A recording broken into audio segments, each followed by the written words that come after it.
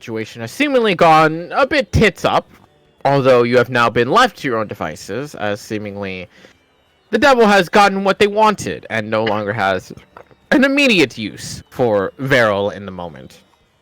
Taking that time to just go, we need a little bit of relaxing time, and having to just so happenly arriving at Luma during the fall festival, the autumn shift, and taking yourselves the 2 days that you want to enjoy yourselves and explore about the landscape and games and activities that they have available for the lot of you. On the first day, with all the celebration, all the happiness and joy spreading around, coming to a nice rest, waking up on the second day. And while people have some additional goals, Jack, in the meantime, had a more serious one in mind. Going to the Dapper Codex to look into a certain little ritual that he personally wants to get a little bit stronger. Just a little bit stronger. Curious about. But also finding out that mayhaps this man, in fact, has some sort of information on exactly what the devil is you're dealing with. Or at the very least, the type itself. While the cost of it is quite high, in all retrospect, it doesn't mean that information is not valuable. With Jack making his way back to meet a couple of the party, while you're all still in the middle of celebrating and taking care of your own little businesses during the day. What is it that any and all y'all are still doing for the rest of the day? I wanted to check out the arena if no one else wants to go for a fight, but like I just want to see what's going on. Okay. I imagine Fen would probably be in for that very easily. Yeah. Layer kind of is down for that. Character, not so much. Yeah, that's why Volmir's like, I get if you guys don't want to go. Like, I'm not. I'm not sure if I'm even gonna fight. No, myself. I'm probably hitting up the library again in a last-ditch effort because even like the last time I was there didn't help. But I have a little more information now. But making your way to the arena itself and finding that there's actually a much younger audience as well joining in this area, which is a little bit on the questionable side given what the arena is known for. But wait. How much younger is much younger? You're looking at about like at least 10-year-old and up. And they're just okay. Someone's parents need to check on them, but okay. But going on inside and seeing as to and hearing what these activities necessarily are kind of unveils instantly as to why it is that these children are kind of running amok, as the arena is kind of the messy grounds, if that's what you can call it, for this festivities, as they are allowing for people to join in on pumpkin smashing, literally what that definition, each other, like literally just taking pumpkins and slamming them over each other's heads. That one's more of an adult activity. While the more younger side of things is being able to scoop out the guts of a pumpkin or a squash or some other autumn-themed food of some kind, and quite literally just huck at each other like a fucking water balloon battle. They're just smashing pumpkin. That's not what I thought would be going down. I thought it'd be like, oh, it's gonna be like a bet fight night or something. No, it's fucking. See kind of one little corner that's kind of like the gladiator side of things, where a lot of the weapons have been replaced by just food of some kind, where you could just literally just ram each other with pumpkin-headed warhammers, lengthy squashes that are made to be look like blades. Fen's gonna have a blast. I will. Fen's gone. She's in there already. Please tell me that they're sword fighting with really stale baguettes. Yes! One hell of a food. There is now! Homer's gonna kick someone's ass with a loaf of bread. One hell of a food fight. I can think of something Volmer would be very good at. What? Oh. Dodging food. Can they just throw food at him while he dodges? What? Why? I don't know, it sounds like fun. But the arena itself, while being an absolute catastrophe of a mess, you do see that there are occasional wizards coming around just with prestidigitation, just kind of cleaning up people and the ground, just making sure that it doesn't get too smelly or too rancid for the people to enjoy themselves in the area.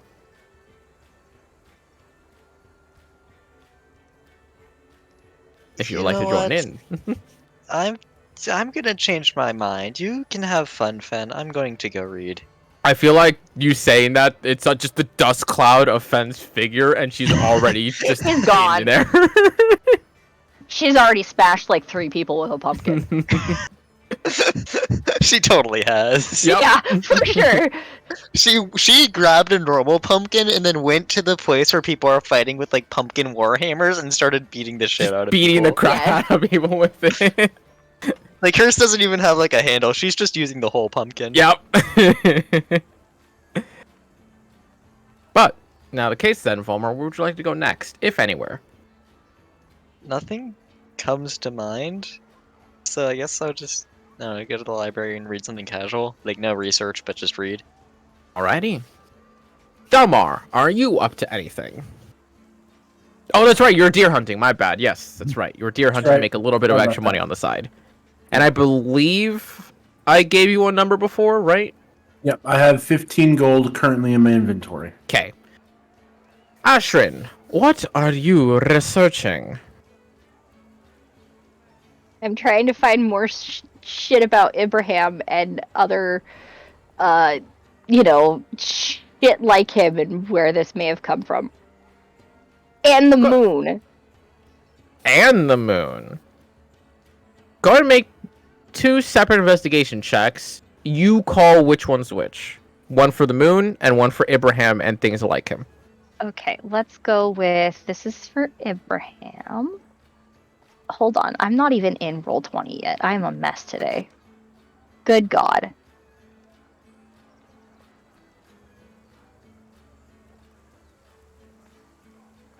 Oh, that's right. I actually showed you guys while Ashrin's taking care of that. This is my Las Vegas souvenir. Nice. Of course. Because, of course, I need to fuel my addiction ever further. Okay, this is for investigation, right? There we go. Yep. Okay. Great. Ooh, Wonderful. Abraham not going great. The moon, on the other hand. Is there a specific moon you're looking into? Or just kind of the moons in general? Are you going Moons to in steal the general, moon? but also looking at what Nightshade said to me, and oh, hold on, sorry. Still sick. What Nightshade said to me, and the moon touched bullshit, and the eclipses. And magic. I'm just like typing all of this into a search bar. Moon, magic, ancient touch, birth date. Yes, exactly. So, with the search on Abraham, unfortunately, coming up rather short, once again, kind of trying to trail yourself off of those little areas we've already found his name before, and unfortunately, just like prior, he's mostly ever mentioned, never really delved into. He is a passing figure at best, and his name and talents and gifts have never really been pursued farther than just this strange Genasi man that just popped into my life and vanished as quick as he did. But researching onto the moon, and especially trying to look in on all this little bit of finite detail and things about people born under the moon, this moon touched, and all these little details, there's definitely a boatload of information kind of all resourcing in that. The moon has always been an intriguing subject, mostly due to the fact that people acknowledge that the second moon never always existed. Not to mention the fact that it stays still in the sky perpetually is always a curiosity. But it also links itself to many rumors of those who are born beneath the light of that moon, of Faris itself, to be blessed with aged life. Those who are gifted to, guaranteed to live out their entire lifespan or whatnot. There are also rumors of which that being born under the eclipse gives you enhanced magics of sort. They give you a unique gift, a boon of some kind. But at the end of the day, none of these are really substantiated. A lot of these kind of come from this one happenstance moment that occurred in time, and they kind of perpetuated. They just telephoned that shit and it never stopped. There is one bit of information, though, that seems more appropriately studied, unlike the rest of them. And that is the actual link between the eclipses and magic itself.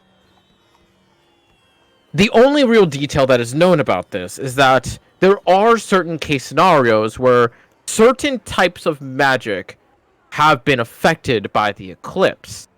They have noticed that enchantment, abjuration, and illusion magics, for whatever reason, seem to be the most common amongst the classes that seem to fluctuate whenever an eclipse occurs.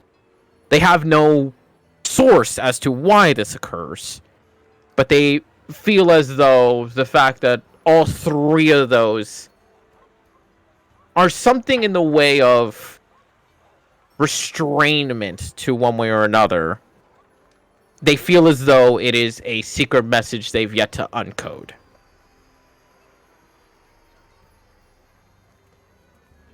Huh. I don't know if that helped.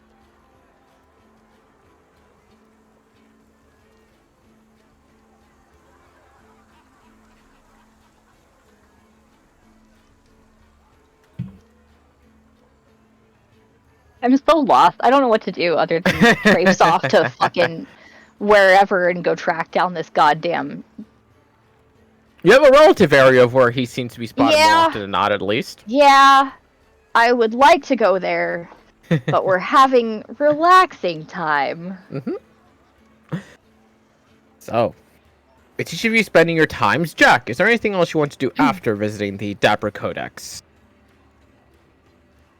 No, I'd probably end up go find Ashrin. Go assist in whatever she's doing. With the rest of the day going on by, and with the only real notable thing coming at the end of the night, wherein upon the main square in the center of the city itself, right next to the river, that a mass feast is to occur, where you can easily just arrive, pick up some food, and go and eat around the entire town itself, where many of the people are going to congregate and kind of just relax together with one another in that time. It is your choice if you want to join in on this little festivity as well, or if you would like to abstain and just continue on doing what it is you would like to passively relax in.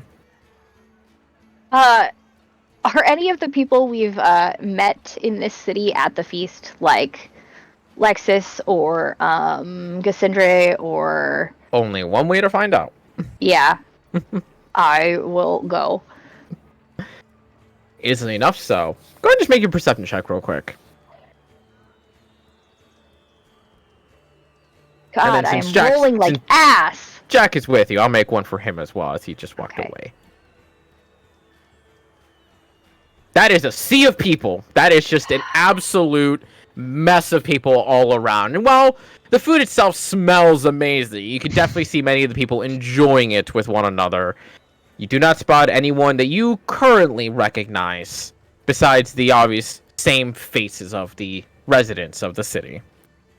Digital dice hate me, and I can't use my real dice, but I just rolled for funsies and it was a 19. Oof. Oh. Great, cool. Dalmar, do you want to join in on this feast, or are you going to continue kind of just trying to get a little bit of more money at the end of the night? Just gonna continue to get money. Do another nature check. Okay.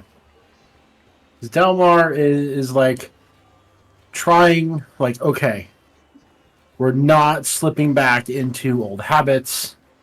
We're not gonna do the thieving thing, especially not in this city. Not in this city. I'm not gonna screw up this home this time.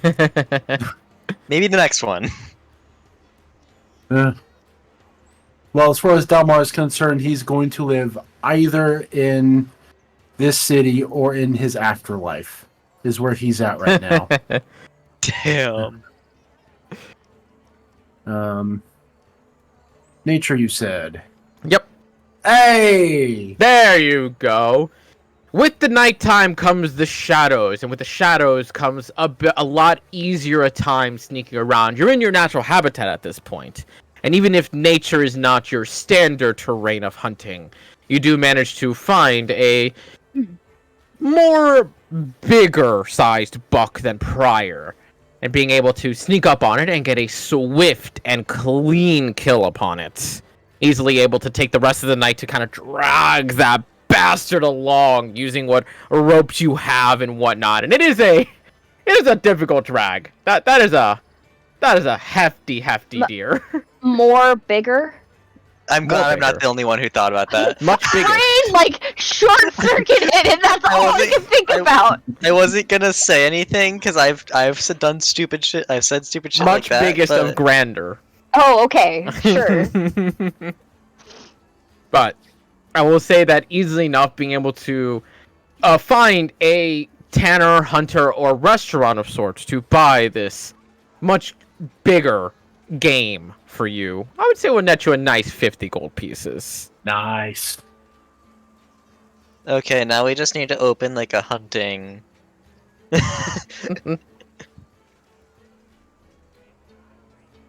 Volmer, do you join in on the festivity of the feast? You know what? Sure, fuck it. Why not? Wilmer's being social. He's trying to like get along with people. Maybe a quick perception check. Okay. Perception.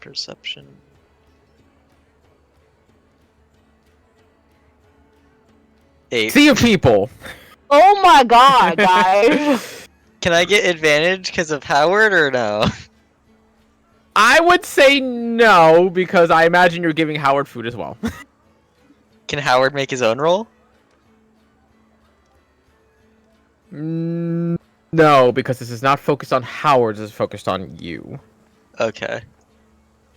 So Well, Howard is would not be Howard- getting that sixth sense of an owl. But as the feast itself continues on and the night begins to brighten with the moon in the sky, there comes a brief moment amongst everyone around that it almost gets rather quiet, rather quaint, where a lot of people start to kind of talk in much lower whispers of sorts. And eventually you almost hear this brief, very brief moment as the moon peaks above the city itself. For maybe less than a minute, almost everyone just unifiably just goes quiet, except for a couple children who are still kind of chittering about each other. But all of the adults, the adolescents, they kind of all unifiably just kind of go silent for about 40-something seconds. Before eventually kind of just picking right back up and going back to enjoying and start to kind of scatter to make their ways home. That's weird. Yep. You know what? Wilmer's gonna ask someone about that. Easily enough, asking a nearby focus. It's tradition. It's a gracious to the sky and all the times that come by us. With this being our last most gracious meal, we all be falling silent for that one moment of peace and quiet that we do not know if we'll have the next time. A symbol of respect. That is a beautiful tradition. Indeed. To a living another year. Takes a bite of like a hefty chunk of venison. To living another year. And Wilmer's gonna take a bite of his own food. But as the night comes to a close and many start to depart back to their homes, the music starts to dwindle down, the sounds of life kind of coming down to that of just passive nature that still flitters about amongst the buildings.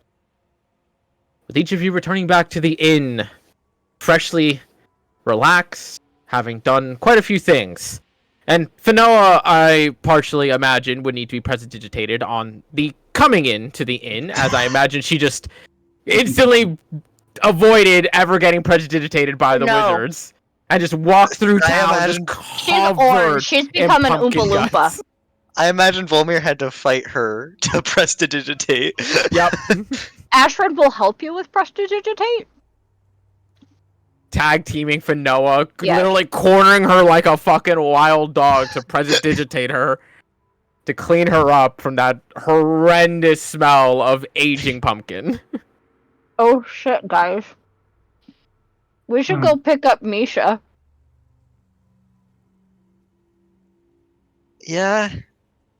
Totally not something I thought about the past 3 weeks. I'm like, they kind of just never talked about Misha again. Okay, we're not bringing up the fact that we did the festival, right? We're lying to the pub.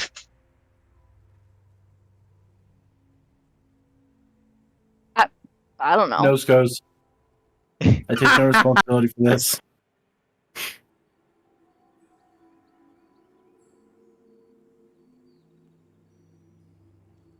But in either case scenario, as each of you low-key discuss this topic of what to do about picking up Misha once again, and taking the time to just go to bed once more, knowing that no matters are truly pressing upon your backs quite just yet.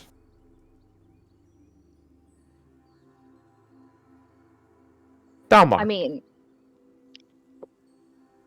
amidst your night's rest, where you have that dreamless landscape once more, you get a small flickering dream. A training grounds. Sparring between two men. Both of them wielding their own personal weapons.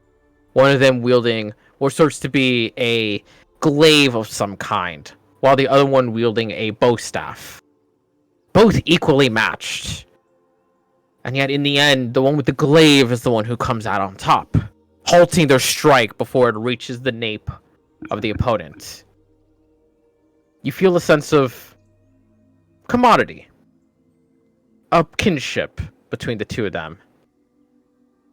And as the two kind of clasp in that warrior's grasp to pick the other up, it quickly shifts and flashes to the sight of a bloodied ground, of the two of them panting heavily. The one with the glaive once again has it at the throat of the opponent. But unlike before, you do not feel that camaraderie. You feel betrayal. A sense of duty. But then a sense of failure as you see release the grasp of warriorship and lifting the glaive as the man just starts to walk away. And you get one simple phrase in your mind. Do not repeat my mistakes. Ooh. Okay. Aha! I'm doing it this time. At least doing something with it. see, and this is something I'm not writing down unless Volmar tells us, because I don't have this Dalmar. knowledge. Volmar has this knowledge. Dalmar. Dalmar. Oh, Dalmar! This is Dalmar has Dalmar. this knowledge. Shit, okay. This is I Dalmar thought that was shit. Volmar. No, this is Nope. Dalmar shit. This is Dalmar. Oh, okay, that makes a lot more sense. I was confused.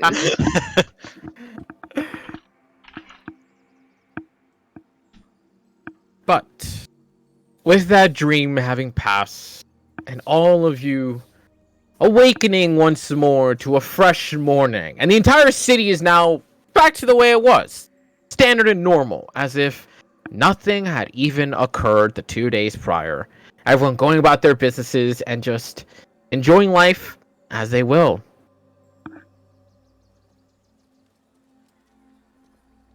As you each come down to have breakfast in the quaint and quiet morning, unlike before, no rush, no hurry, no exaggerated emotions spreading around, as each of you are able to kind of just more tentatively relax, think over, mull things. What is the plan? Well, first things first, we have a dog to retrieve. Which is in the direction of where I would like to go. You will see Dalmar writing in the journal after the game. He's keeping a dream journal, guys. First thing he's going to do is transcribe the single random page into the first page of this journal, and then continue writing. I had a That's weird fair. dream last night.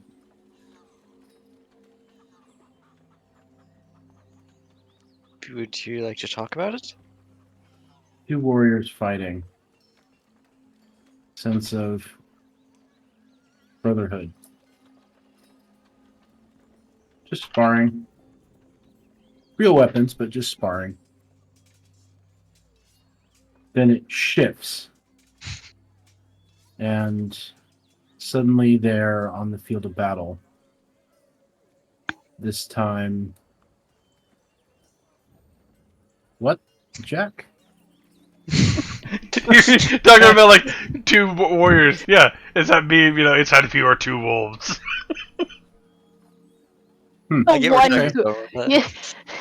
I feel like How that's does an that go? anime reference that's going over my head. No, it's a No, stupid it's just name. it's just It's like stupid, a yeah. self-help bullshit thing. Kinda, yeah. It's like the alpha wolf and then the cow. The yeah.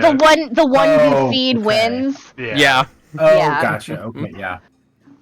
It's therapy shit, only for the mentally ill. Oh, So okay. all of us. I know someone was going to say that. Mentally ill, I'm treating it. It's fine now. They're just mental. Yeah. No, I'm just ill. Fuck. Oh, I'm dying, guys. Anywho. anywho, when the two are on the field of battle, this time they're fighting for real. One of them was spared. And I heard, do not make the same mistake I made.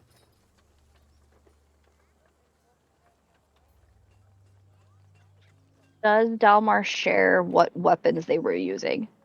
Yeah.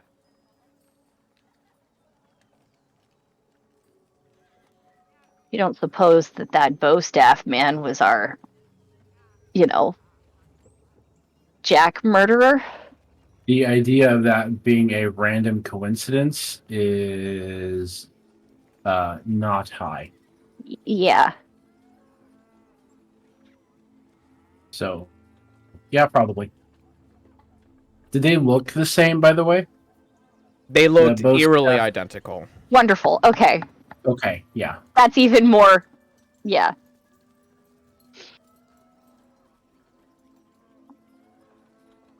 And the fact that the bow staff guy, knew you and called you his brother at one point. Oh, player forgot about that. Mm-hmm. Yeah. Oh, yeah. So, So yeah. I imagine the odds that guy being with the random glaive would be happens your is 0. spirit? Yep. Not really sure how that works. Yeah, that would be my Kalashtar spirit, absolutely. Cool.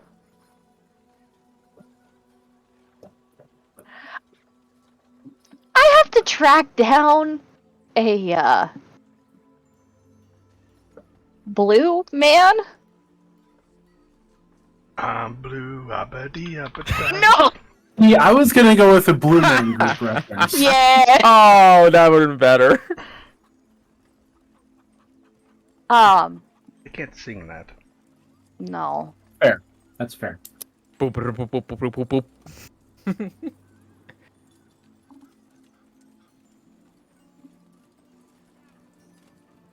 But anyone opposed to this idea of hunting down Abraham?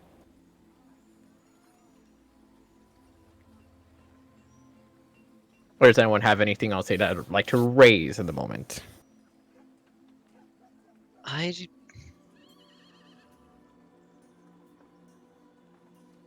Yes, guess- Homer? I understand that I do think the magic is important, but I want to. I've been I putting my underst- home on the back. I burner for- understand. if you take me there right now, I could blow up and kill all of us, and that would be a detriment to your cause. I am unstable. I dropped myself to nothing. I was almost dead.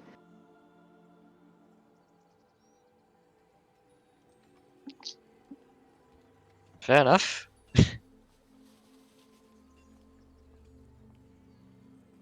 So, with the goal decided, what shall you be doing to proceed towards it? We want to stop back in Calfod. That's pretty close to where we need to go anyway. Do we have an item from Calfod? Did we buy an item from Calfod when we were there last time? Is that not where the gaudy ass bag of holding was from? No, the gaudy ass bag of holding is from Escher. Mm-hmm. I'm just bad We at learned town that names. last I'm time we really went to beef. Calfod. Yep. He had it custom ordered. I remember Dalmar got a dagger, which slowed us down, which frustrated That Bulmer. was from Or am I getting Gabbington. locations mixed up? Oh, that was Jack? what? That was Jack from Gabbington. Gabbington. Okay, fuck. Yeah. I'm sorry, I am miserable with locations. I remember No, you're like, good. I remember who's in the same area, but I don't remember which area is which. I know we went to Bill, joined a guild, and then never touched it again. Yeah. Okay. I do not have notes about buying anything in Calfod. No. As far as I'm aware, y'all did not do any sort of purchasing in Calfod. Not even for the black market or anything. Yeah. But we're at least familiar with the place since we spent decent Yes, time there. I would say at this point you are familiar with it. You have teleported there a few times. You have visited a few times, so at the very least, the odds are higher in this instance. To Calfod. Plus, luckily enough, y'all have yet to fucking fail a single check. Even in the frigid north, going into a I still Yeah. can't believe you guys. that you was motherfuckers amazing. did that. Honestly, I feel like that would have worked anyway because we were just taking a fucking chance and going for it. And that's what it required us to do anyway. Anyway, I guess that means we're gambling. You're gambling. On scene Alrighty. occasionally, you do have good Sounds like odds gold. of getting there. We have failed once, actually. Oh, that's Yeah. true. You have failed once trying to get back to Oh yeah, we Luma ended for up Jack's in a weird resurrection. place. Yeah, Yep. because I remember Jack you. knows where you No guys were because I Yep. said it to him. I know exactly where we were. Okay, Elemental plane of fire. time to teleport us. Roll your D100. That shit was funny as hell. That did not work. Defend has arrived. Oh my god, that profile picture. Did you never notice it? No. Ben. Ben. What? We have things for you to do from last session and this 50. session. We Okay. saved them for you. We did. Okay. The number one thing is a pumpkin throwing contest. There are two different types, one of which are standard normal sized pumpkins, and the other one are pumpkins that have magically been grown to be bigger than you. Giant ass pumpkin. Yep, that's what we thought. Go ahead and make a strength check for me just to see how good you throw this giant ass pumpkin. Yeah, we literally had it written down. Ben chucked giant pumpkins. Have her rolled next time. It's on Yep. my notes. I'm still logging into everything, so just give me a Okay. moment. We'll do that as we go. But for now, as a quick little catch up, is that Ashwin would like to seek out Ibrahim after picking up Misha from Calfod, to which y'all are now teleporting to Calfod, to which Volmer casting the spell to teleport all of you as you feel that pressure of air engulf you all and release in an instant.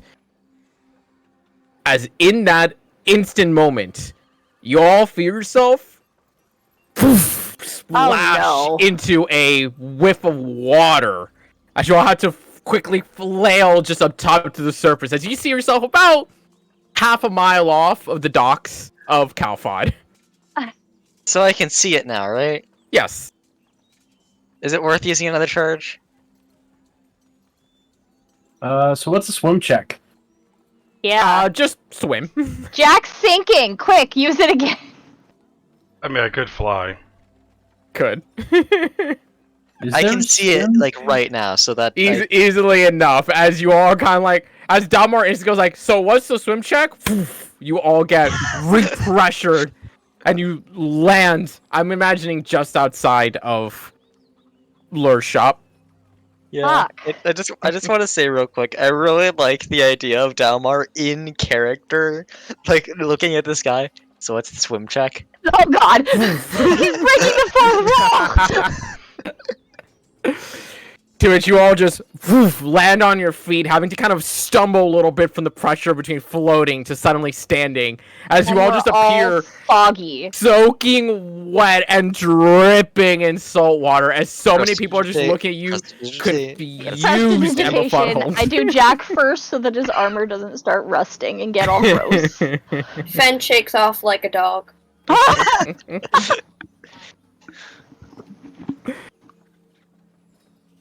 So, now being freshly dried off after a nice sudden wake up in the morning of fresh water being dumped on you. It is early afternoon in this part of the world.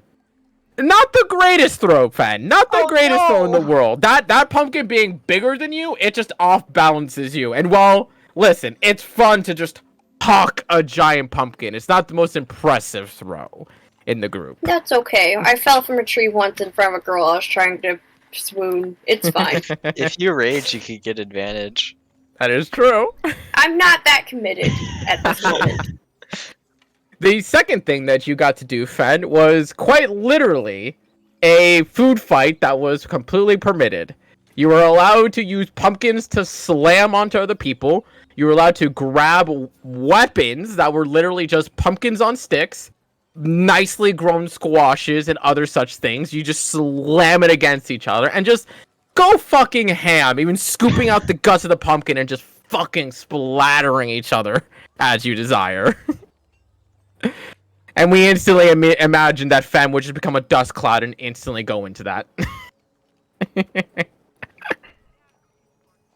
But, arriving at Kalfad, freshly cleaned and drowned a little bit, within the doorway of Lure's own planetarium, astronarium, whatever it may be in the future.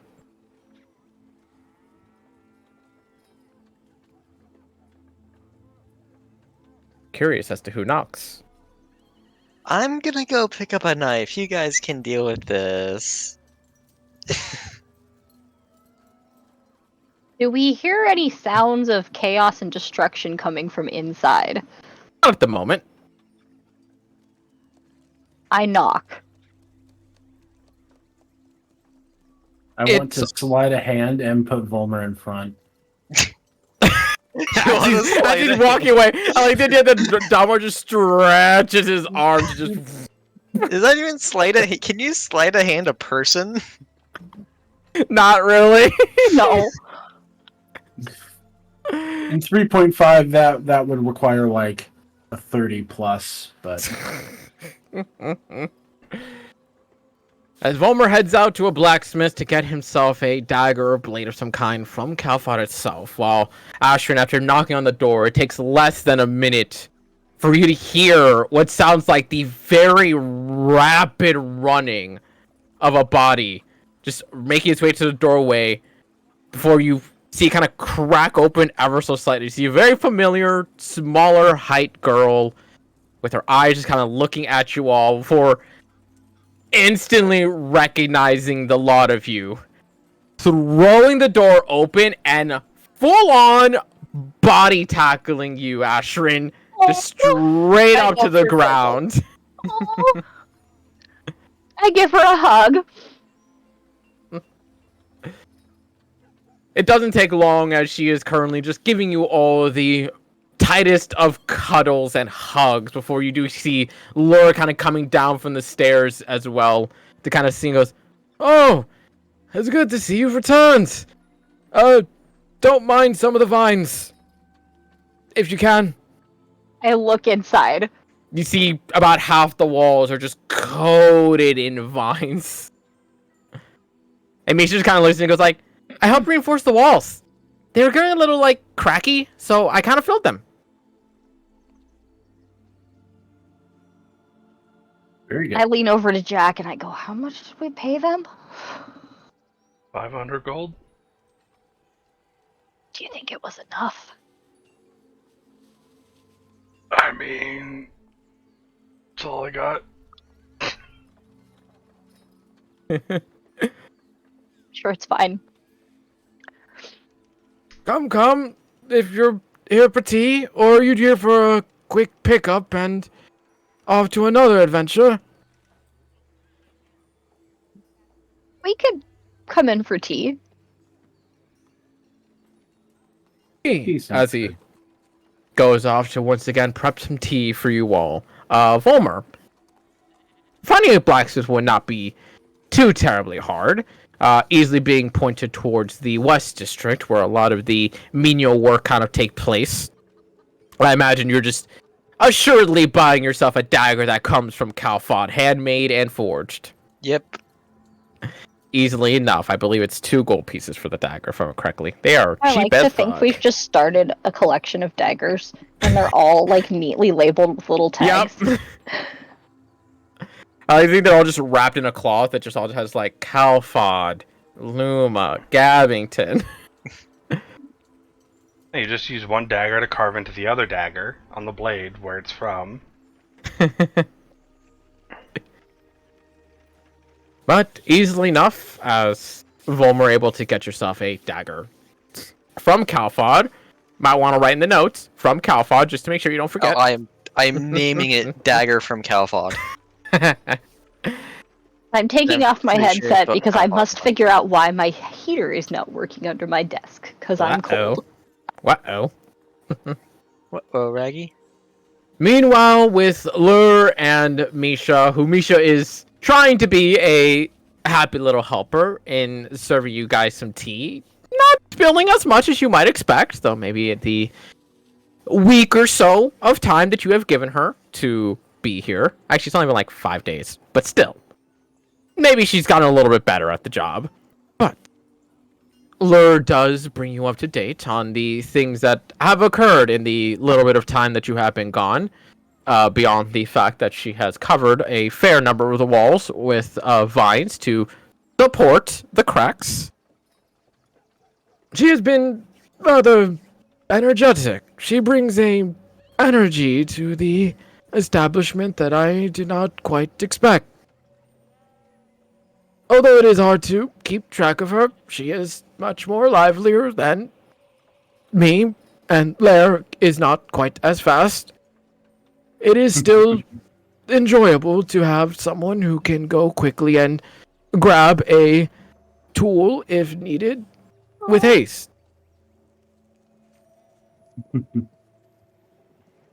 Misha just kind of happily just sitting in her chair goes like, I mean, I'm gonna fetch. Is Misha in human form or She's in human form. Okay. This is adorable. I love this so much. Good job, Misha. Just beaming happily and proudly. So where are we going next? Do you want to come with us, or do you want to stay here? I don't want to be mean, but I like going places. Even with my family, we Understandable. usually travel to one place or another all the time. It was a lot of fun. Or I'd always explore wherever we are. I'd also find like really dangerous things.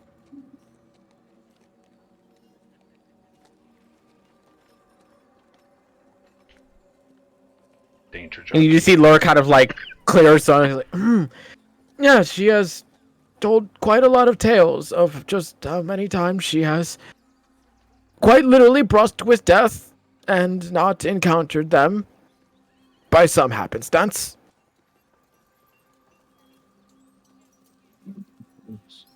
Yeah. I'm nervous bringing her with us, but it'll be okay, right? Of course. Unless we have to go back and fight that devil dude. I mean, this is just a egotistical genasi. I think it'll be fine.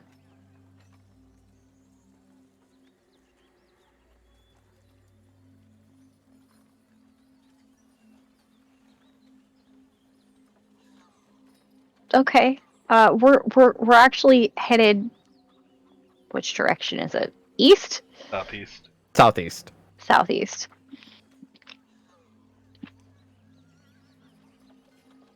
You do see Lure kind of looking at you. Well, actually, no, it is more east. You did get it right. It is more east, but it is a bit southeastern. But yeah, you do see Lure kind of looking at you a little bit curious in that aspect. I was like, "What exactly do you have to do?" Eastward, there are the two Grand Duchies, the Principality, and LA itself. If I may ask. I'm more so curious as to if mayhaps you could do a short pickup for me in that area, depending on where you're going. We're headed to the Grand Duchy of Zarjujan. Am I saying that correctly? Zarjujan, yeah. Okay. You'll be a bit off of my desired location, but if you would hear an old man out.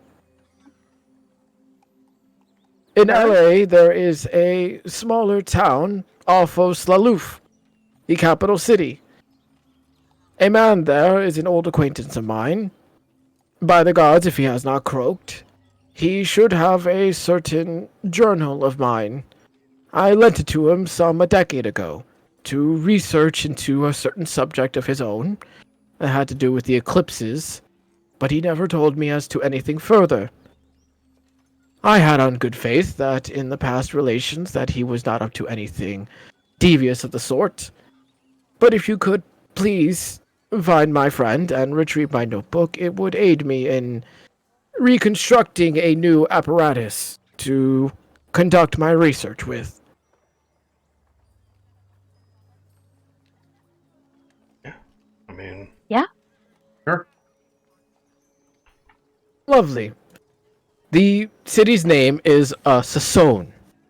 It is just west of Saloof. If you follow the river, you will find it very easily. You'll be looking for Cassius. Saloof. Sasson. Cassius.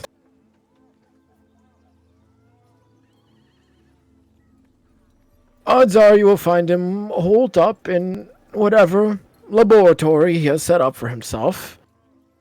And if you don't mind pushing the matter, I would very much enjoy to know what it is he has been doing with my notebook for the past decade. If he is still alive. God's hoping. Is he a friend or a friend? A colleague. We used to study with one another, but things got a little bit complicated when we had differentiating ideas over the astral.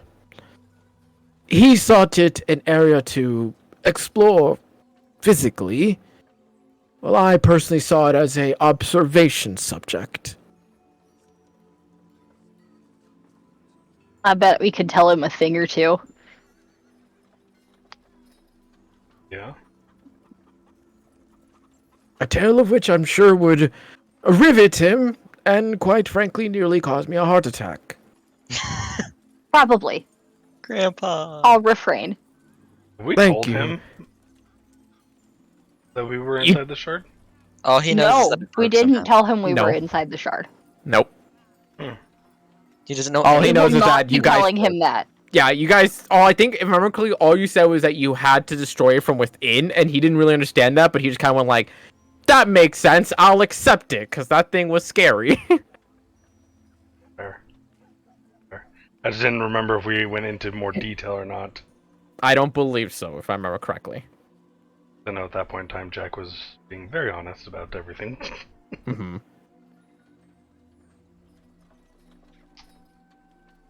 Well, yeah, no, we'll go make a stop and see if we can find this guy. I would be greatly appreciated. You have weird question. Do you happen to have like a picture or anything of him? A much older one. One moment. As he says that, he starts to walk his way upstairs, the spiral staircase. You just hear just just one step at a time, just going on. We made 2 cups of tea by the time he gets back. Yeah.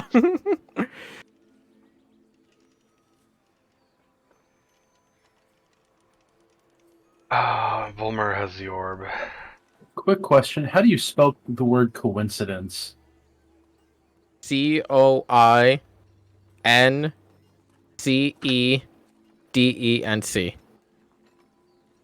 You know, that probably is way smarter, Jack, to just type it out. Probably way smarter. Were you writing it? Thank Were you you. writing it in the air? Because if I try Yeah. to spell something, I have to write it out. In and my see head, it. in my head, it's a type out bar. As Oh, I'm okay, typing no, it, I'm it's doing it. But it's paper, the I same have to idea. write Yeah, it's it. the exact same idea. Yeah. See, I'm a little bit more with like I do a little bit of both, depending on my mood. It's either I'm writing it, or it's just typing on WordPad. Like Nope. I have to write. I have to handwrite it. Sometimes Yeah, I'll even me write it too. like in the air with my finger.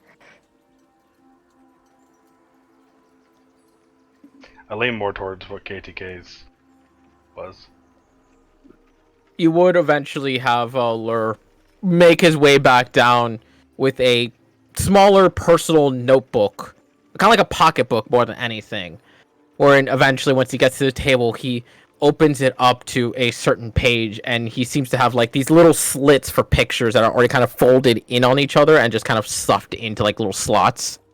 And he reaches into one of them where he pulls out a much younger visage photo of what would be a young Lur and a separate young man, both of them looking to be in their late 20s at the absolute worst, and both of them wearing very fine, elegant yellow and green robes, with the green inlays seem to have these black details just etched into them of Goddamn. look like elven runes at best. Important questions, Vanilla. Asking the important questions. Were they hot? I would say they are not exactly hot, but they are attractive is the way I'll say it. I don't know how else. Do they look? They're like, do they they're like look a solid like 7. professors? Yeah, they're like a solid 7. They're like professors. Okay, Yeah, pretty so much. Oh, odd. okay. Oh god. Jack's gonna lose his girlfriend to an old man. Nah, it's fine. Okay. But he does kind of hand the picture to you all. Goes like, if at all possible to recognize 2 handsome mugs after nearly 70 years of age, that should do you some good. Not bad. We weren't one for socializing, but for what it's worth, we took care of ourselves. Whenever Volmer gets back, we might be able to try to take a look in on him, see if he's still around before we even head out. Is that even gonna work if it's not a current like image? It just says you need to. Yeah. Maybe? 50-50? I would say around that time is when Volmer would be returning in that moment, kind of walking through the door with his newly purchased dagger, freshly labeled and etched.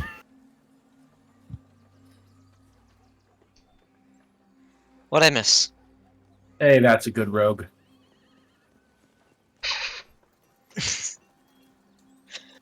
Okay. You don't even have to actually see them. It's just there's modifiers Mm-hmm. based I think if you upon- know their name, it's like really hard to see them, but you can still just do it with the name. So it's As long as like- it's not a fake name. Yeah, so knowledge, secondhand knowledge, you've heard of the target, they get a +5 to their modifier. first hand you've met the target, it's flat roll. Negative +5. If you're familiar with the target, they get a -5. Yeah, to they their- get a +5. Yeah, but then if you have a likeness or picture, they get a -2. You possess a garment, or possession or garment, -4. Body part, lock of hair, bit of nail, or the like, -10. So if you have a chunk of their fucking hair or something like that, yeah. Ashton's just gonna start ripping out hair. Gifting it to Volmer. Here you go. So Okay. Fulmer, you want to see if someone's dead or not? I mean, I guess I could try. I got the scrying orb. I have the picture. Okay. Oh, what do I roll here? You don't roll, they do.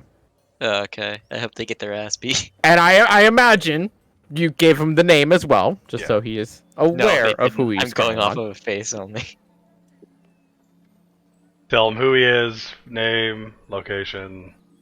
Sure. And then with a picture of it, you said -2, right? Yes. Okay. So -2 to their save would be... I think they get like a +3 overall.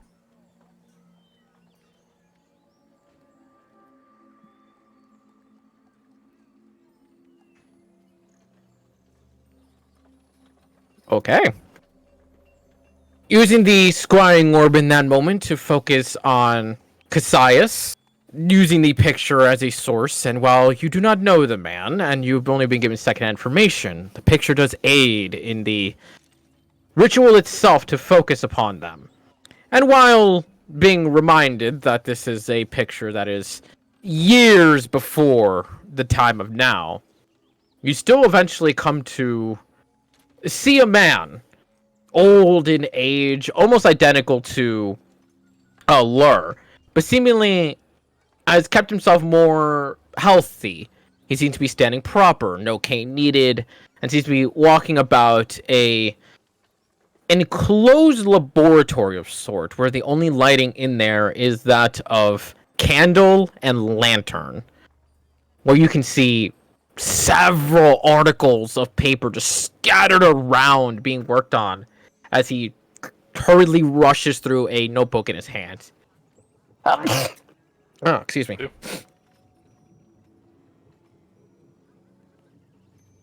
Give me a quick perception check, Vollmer. Is that the notebook we need? He is building another card. 15. 15. As he is currently going to work here, and while being told what the group knows about how he seems to be personally holed up in his laboratory, never really inactive in his work, one thing that kind of catches you a little bit of intrigue is that as he is writing in his notebook, whenever the sleeve just barely goes past the wrist, you note that there is noticeable redness around the wrists. Both of them. Fuck. That's not great. Either he's very kinky or he's a prisoner. I don't want to think about it. No. We're going with prisoner. Okay, but it would be kind of funny. No, It'd be he's an old man. That's gross. It'd be Do you know fucking what's the hilarious. worst part when my thought went when you said that? Hmm. Imagine him opening a gate for an aboleth to come. Oh my god. No. He's been playing Baldur's Gate 3 too much. He's been romancing the fucking Illithid. Oh God. Okay, Also have to do one of those playthroughs. I have a Right. list. I changed the status of the chat. Oh no. Oh no. No. Oh no. Oh, no.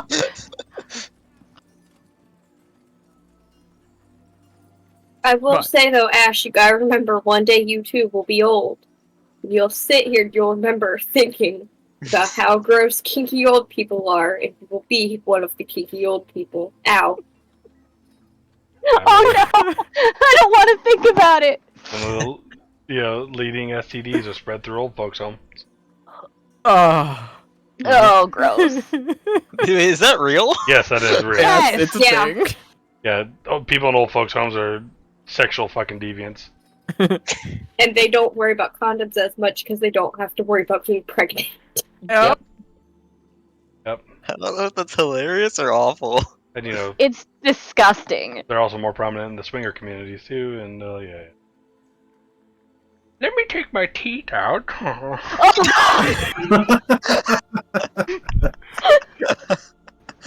Come to Papa. Anyways. Not come to pop. Who's You your can daddy? Please do not use Papa. That's why I call my actual grandpa. Anyways, as you are noticing this little bit of detail and coming to an unsavory conclusion of the matter, you would note that with that 15 perception check, what he seems to be doing is personally translating a mess of the notes into a different language. To which, after some more focusing and some more time seeing the handwriting and how he's moving, it is being translated into Dwarvish. I can read that. You can. Go ahead and make another perception check to try and read the He's Dwarvish not in Saloof, wordage. is he? He's not. 22. I don't know about 22. you. As you focus the vision of the scrying into the words itself, and you start to read into the Dwarvish words, and you start comparing it to the notes in the notebook and back and forth, which the notebooks are written in Elven also. You start to note that he's not translating one-to-one. You almost see these notable grammar mistakes that are like, oh, maybe he's only doing it one at a time, but it starts to get a little too repetitive, a little too common. Either he learned the language incorrectly, or he's doing it deliberately. Is it a code? No, it's teachings. It is teachings on the astral energy is what he's currently writing on. On how... No, I mean, like, with the spelling mistakes and, like, the little errors, would they form a sentence or a code? Make an intelligence check. Come on, Volmer.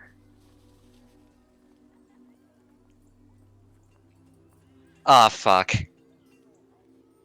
Hard to tell, especially with only what pages he's currently working on right now, and especially with those mistakes and trying to see if maybe you could piece together little bits of information if there's no puzzle you can put together here at the moment.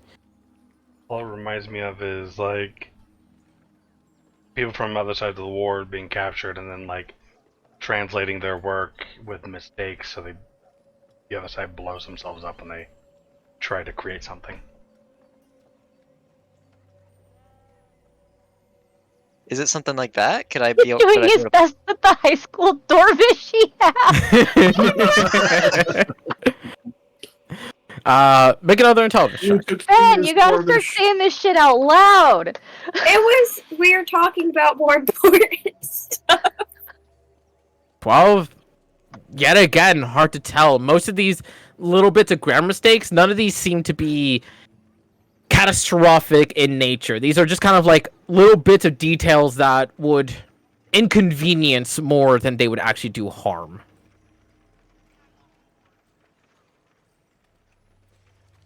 Like you forgot to put the correct current on a battery volt. Like you just switched the wires. Nothing will actually happen.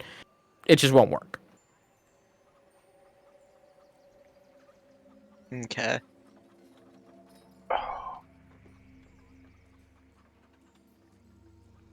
What is Keeley run by? Dwarves. Dwarves. Dwarves, okay, that's right. I couldn't remember if they were the dwarves or if it was the Wyverian Union that were. No, I Wyverian think- Union was the rebellious faction that ended up claiming their own dominion. Keely. Yep. Fuck. Oh, what about Keely? Well, we won't know till Volmer tells us, but Yeah. Yeah, I'm gonna like as I'm figuring stuff out or like noticing things, I'm gonna read it out loud Okay. or like say things out loud. Then you would noticeably see Lur's face kind of like falling with these details that are coming out. I warned him that our work was volatile. It seems he never heeded the warnings. Who do you think he got in trouble with specifically? Do you have any clue? A number of people, unlike myself, who allied with the Principality as quick as I could in order to establish myself an ally and a protected home. He believed in more freelancing methods, trying to offer our sciences out to see if, by any chance, we'd get volunteer testees, as he would put it. Stop it, Ben.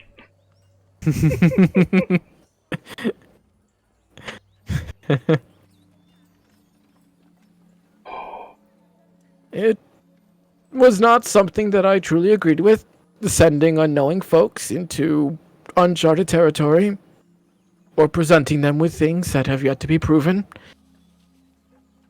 Which is all the more reason that I took my leave after some time.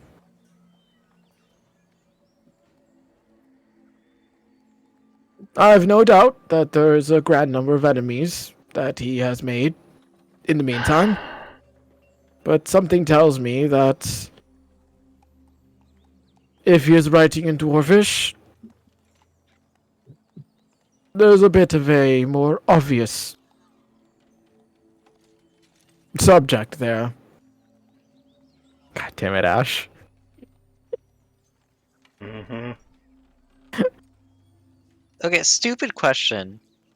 Any other major dwarvish powerhouses, or is it just Keeley?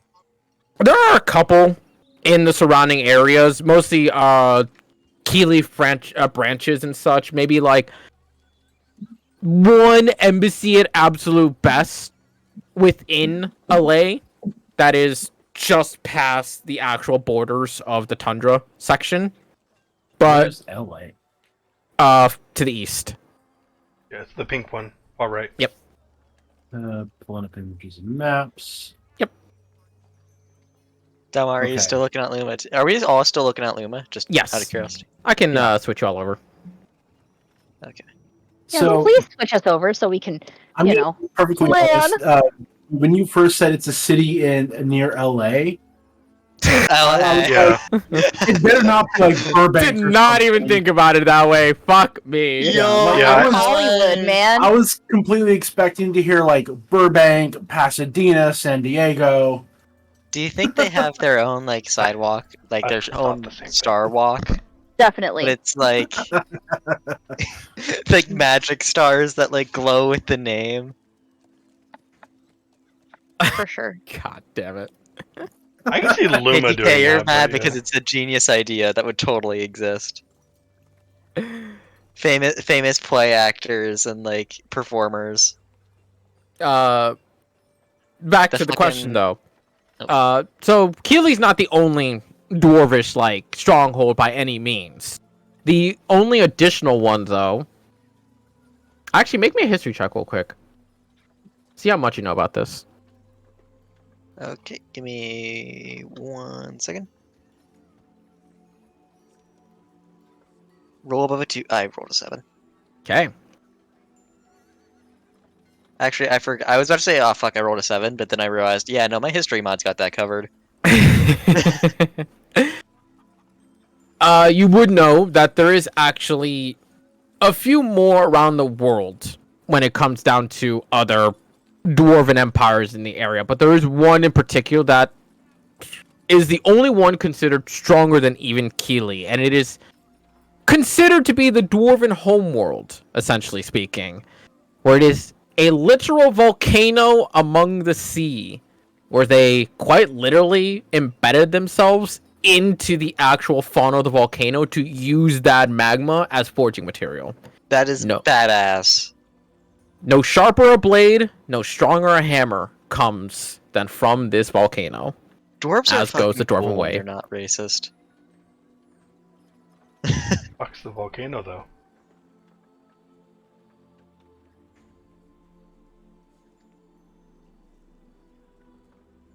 volcano is? Or is it like a... Have I heard stories about this? You have heard stories about them. There are a couple of times where just offhandedly a dwarf would kind of just go, like, reminiscing about a homeland they can't visit, or if they ever just, like, dream of going by to see the volcano fires, the magma, the flow, and the craftsmanship of these sorts of details in this homeland. Da-da-da-da. So it's like, okay, so they're totally reminiscing about Taza Doom and Moria. Got it. Pretty much, yeah. Like, this is an actual location with, like, records of it. It's not something... It's not another Luma. Yes. To be fair, I feel like we are the last people to say that, like, oh, it's like Luma, where if it doesn't exist. Like, yeah, no, we've been to Luma. Well, yeah, but it's still a more of a mythical place that's hidden from the rest of the world. It is a location that, while is not being kept from the world, but the volcano of Ragmund is still a place that very, very few people outside of knowledgeable dwarves know about. We know a pretty knowledgeable dwarf. You do.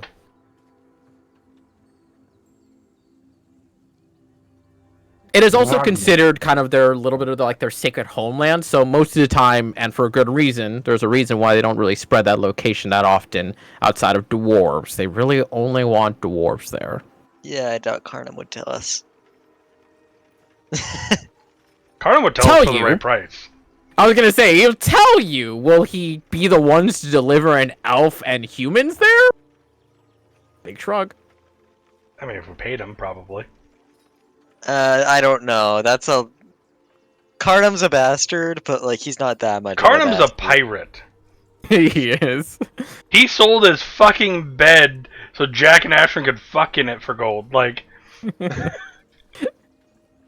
think it's, you know, You do that. yes. Okay, but, like, dwarves are, like... I don't know. I feel like it's a thing where it's like, that's different. That's personal. This is, like, your homeland. If we were You know? talking like druids in a druid enclave, I would agree with you, but I mean, also It's Karnam. it's Karnam. He's a fucking pirate. Like, morals aren't really on the table when money's I don't know. involved. I think morals went out the window when y'all met Pest. It's like, he keeps that on the ship? Yeah. I love how it's not he keeps him on the ship. He keeps that on the ship. Okay. So this It's probably mother- because... Wait, is Pest's backstory that he kind of just appeared on the ship one day below deck as like an actual pest? And he just stayed, and that's why he's called Pest? What's that? that Maybe his parents just had too many kids, and he was like an accident, and so he was just pest because they, he's a pest. I Yeah, mean, but that doesn't feel like a goblin name, you know? you joke about that, but that shit literally happened Yeah. in our world. So yeah, it makes sense even in Goblin world. So, okay. This guy's been captured by Keeley Empire, most likely. So...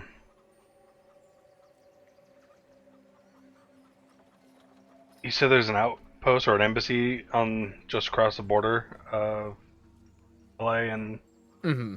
Keeley? I can't unhear It LA is- now. Come motherfucker. Right where that snowbound section touches upon LA. It's just north of Burbank.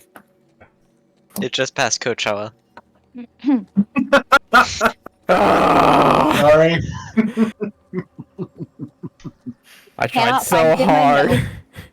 But You got Salute is so far. familiar, and I want to say It doesn't that even matter. the ring that Morris is in was made in Salute, but I cannot remember.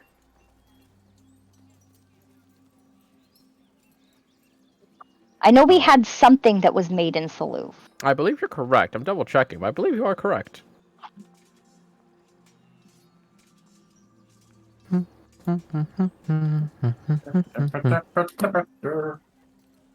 Searching through all my fucking bullshit magic items.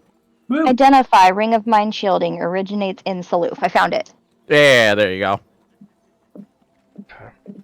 So we can So, just kind of go there. We could teleport straight to Saloof. Fuck yeah. Thank you, Essex. Morris. Whatever. So, You're welcome. I For need to dying? I am reattune not to him. attuned to him. No, Yeah, I know. I need to reattune to him. I feel No bad. one's I attuned have to him. an He's empty literally just attunement slot. I fine. could do it. Do it. he's literally just sitting just in a ball, just in the mental world, just being like, I'm all alone. No one's Hello, here darkness, my old beside friend." me. All right, I will add the Ring of Mind Shielding back to my inventory and attune to him. Okay. You should rename that to Morris. You could do in parentheses, Morris. I could. Well, I don't think we're gonna have multiple Ring of Mind Shieldings, are we? Ranger shit's happened. We have 2 bags of holding. Yeah. Well, yeah, bag of holding's a lot more practical, though. we get another Ring of Mind Shielding and accidentally sell Morris. You know how fucking hilarious that would be? Do you know how terrible that I would love be? the idea that you put on the second ring, goes like, hey, Morris. Morris? Oh, fuck. Uh-huh. We have to Hand you the label those ring. bastards. And then I I'm couldn't sent figure out them- how to put parentheses, so Morris is just in my inventory. Oh, okay. And I have reattuned. I mean, I will eventually. Yeah. Okay. So, I think at this point in time, we'd probably just make a circle of it. Well, yeah. Actually, teleporting to Saloof and just heading south to the Grand Duchy there would be Mhm. probably faster than us trying to walk here from Calpod. Yep. And then deal with And that. we could hit up the town. What was the town called? Sassoon? It's a son. We could hit up that and maybe ask around about this guy, see what happened. Yeah. But And- like, have Dalmar do it, like low key. We Are don't we need to get sure we want arrested by Mr. the Five Keeley Empire while we're charisma? asking questions.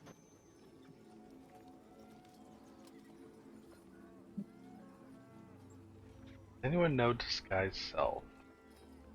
I don't believe so. Can Varel learn it? No. That is a So good I, question. I think it's wizard, the sorcerer, disguise- bard.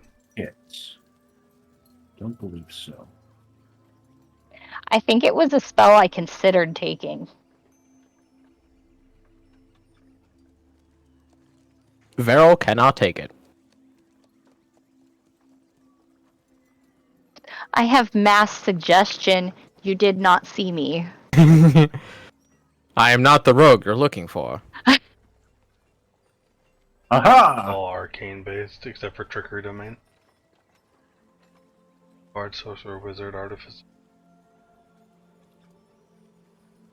I thought about taking it when Jack was more of a warlock, but it didn't fit that he would hide his beautiful self.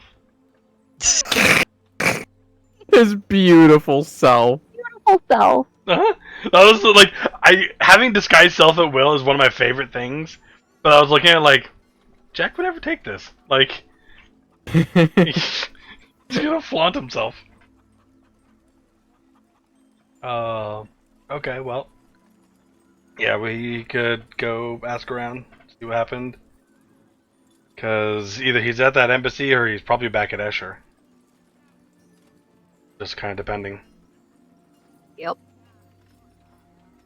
I mean, unless they have him at some weird research facility out in the mountains. But While we're on the topic of Keeley, what did Vivian say last night when we talked to her using the sending stone? That she's struggling. Things have gotten tighter as of late. She doesn't know what's going on, but she shouldn't be okay. She shouldn't He be okay? should be okay? Yes. Okay.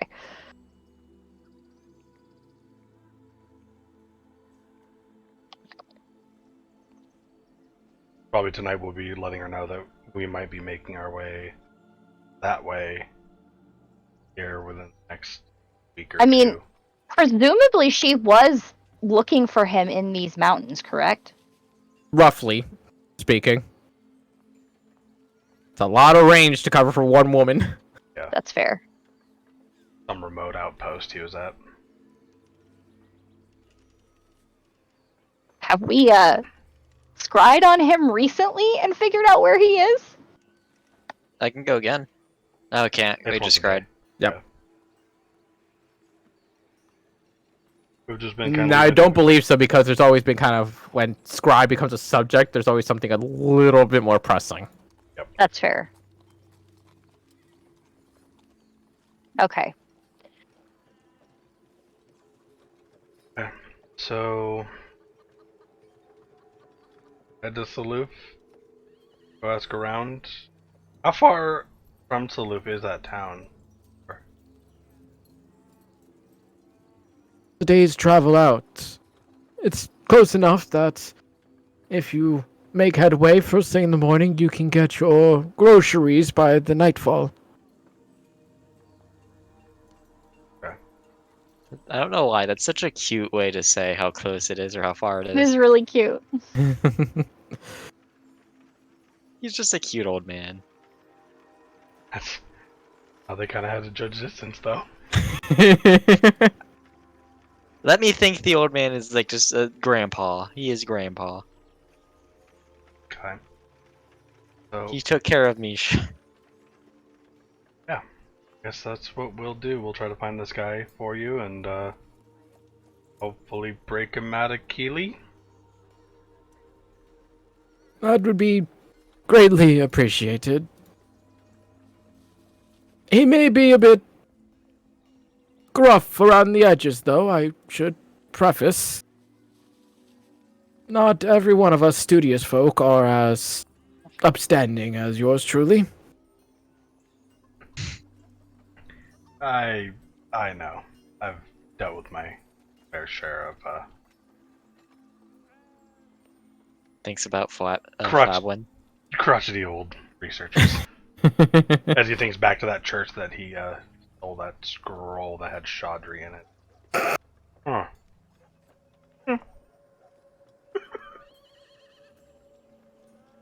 Volmir's just thinking of the Flamin' Fable himself.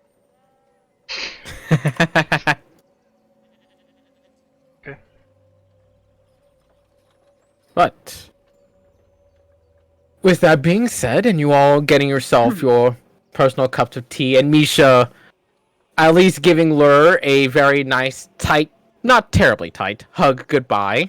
Oh. At least thanking him for taking care of her in the time, and him giving kind of like that granddaughter kind of like just gentle pat to the head. I'm shake Laura's hand and then kind of like pull in real close for a whisper and be like, as I look around at the vines, I'm like, do you need more gold? You do hear kind of like a. I think it gives some character. Makes me unique. It's what kids like these days, don't they? It is kind of cool. I like it. A little bit of a cottagecore vibe, you know, maybe some more plants and stuff. You got nature down below, you got space up above. You see him kind of tilt his head at that. Not a bad concept. But if you ever need any help, let us know. I'll do my best to stay in contact. Hard to send letters? If you can find someone who can magically send something, that's going to be the easiest way to get hold. I am capable of sending. I'm just an old man who gets caught up in my work. Hey, fair enough. Fair enough. Yeah, if you ever need anything, let us know. We appreciate you doing this for us. It was a pleasure. Do have safe travels, and I do hope my comrade will not cause you much headache. I mean, if he does, I'll just turn him into a ferret.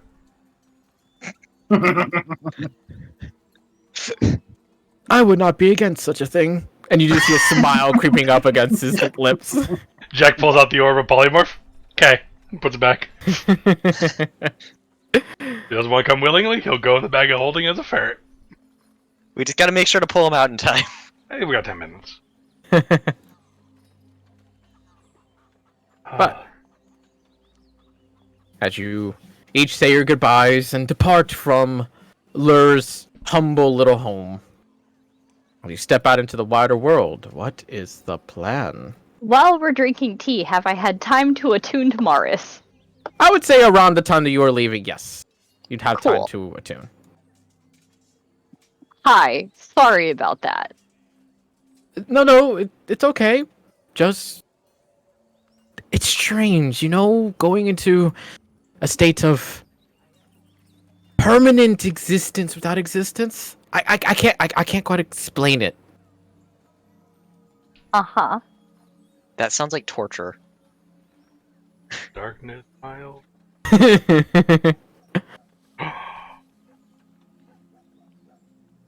We should find someone to make a mechanical body and turn Mars into a warforged.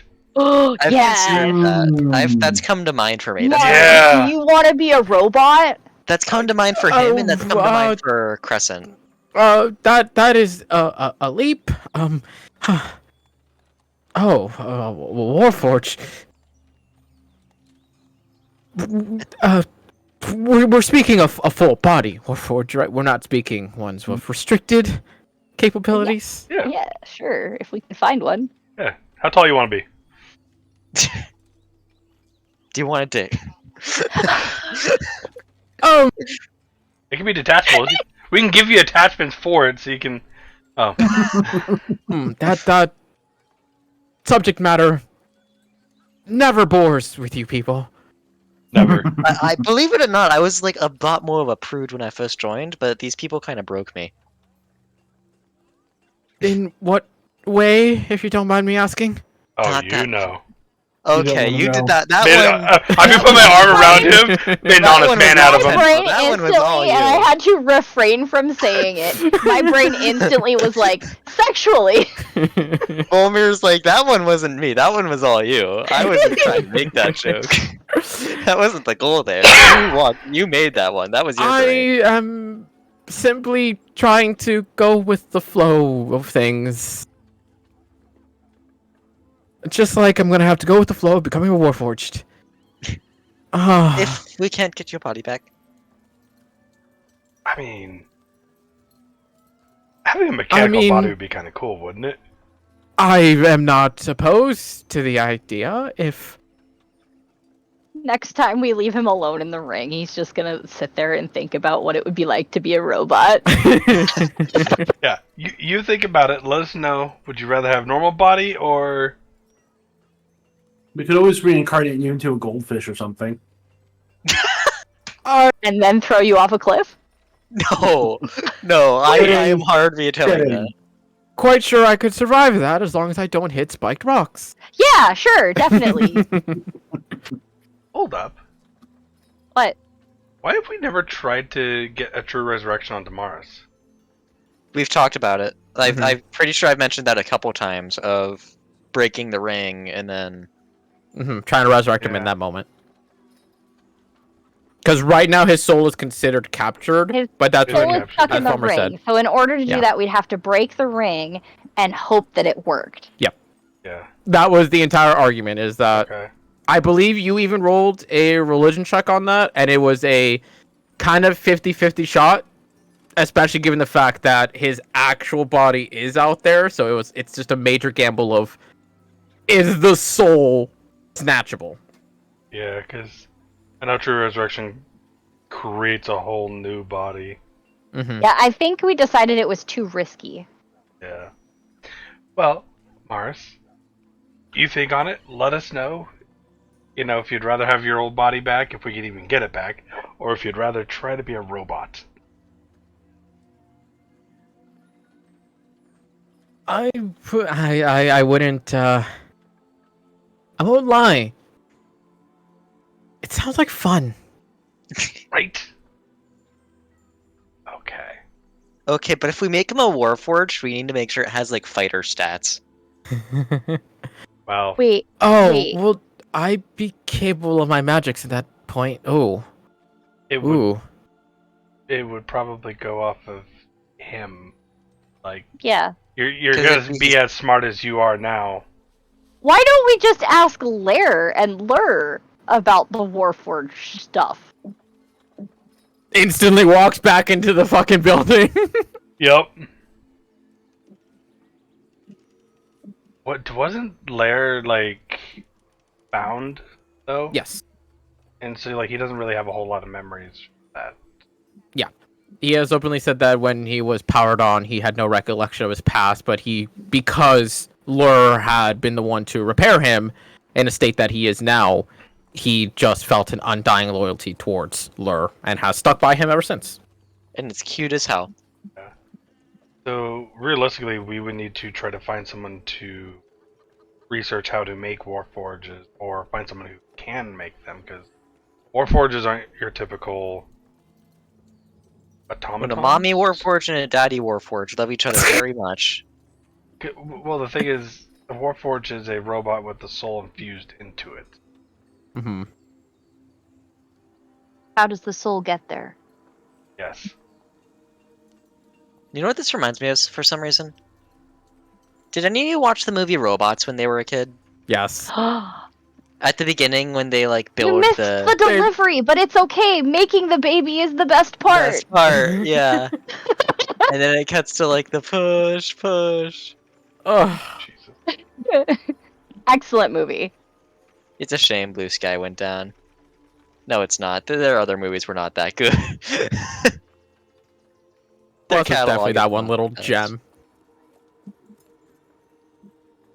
Weird question. Did Jack's family ever have any ties to tinkerers like that might have toyed with something close to warforged or automatons in general?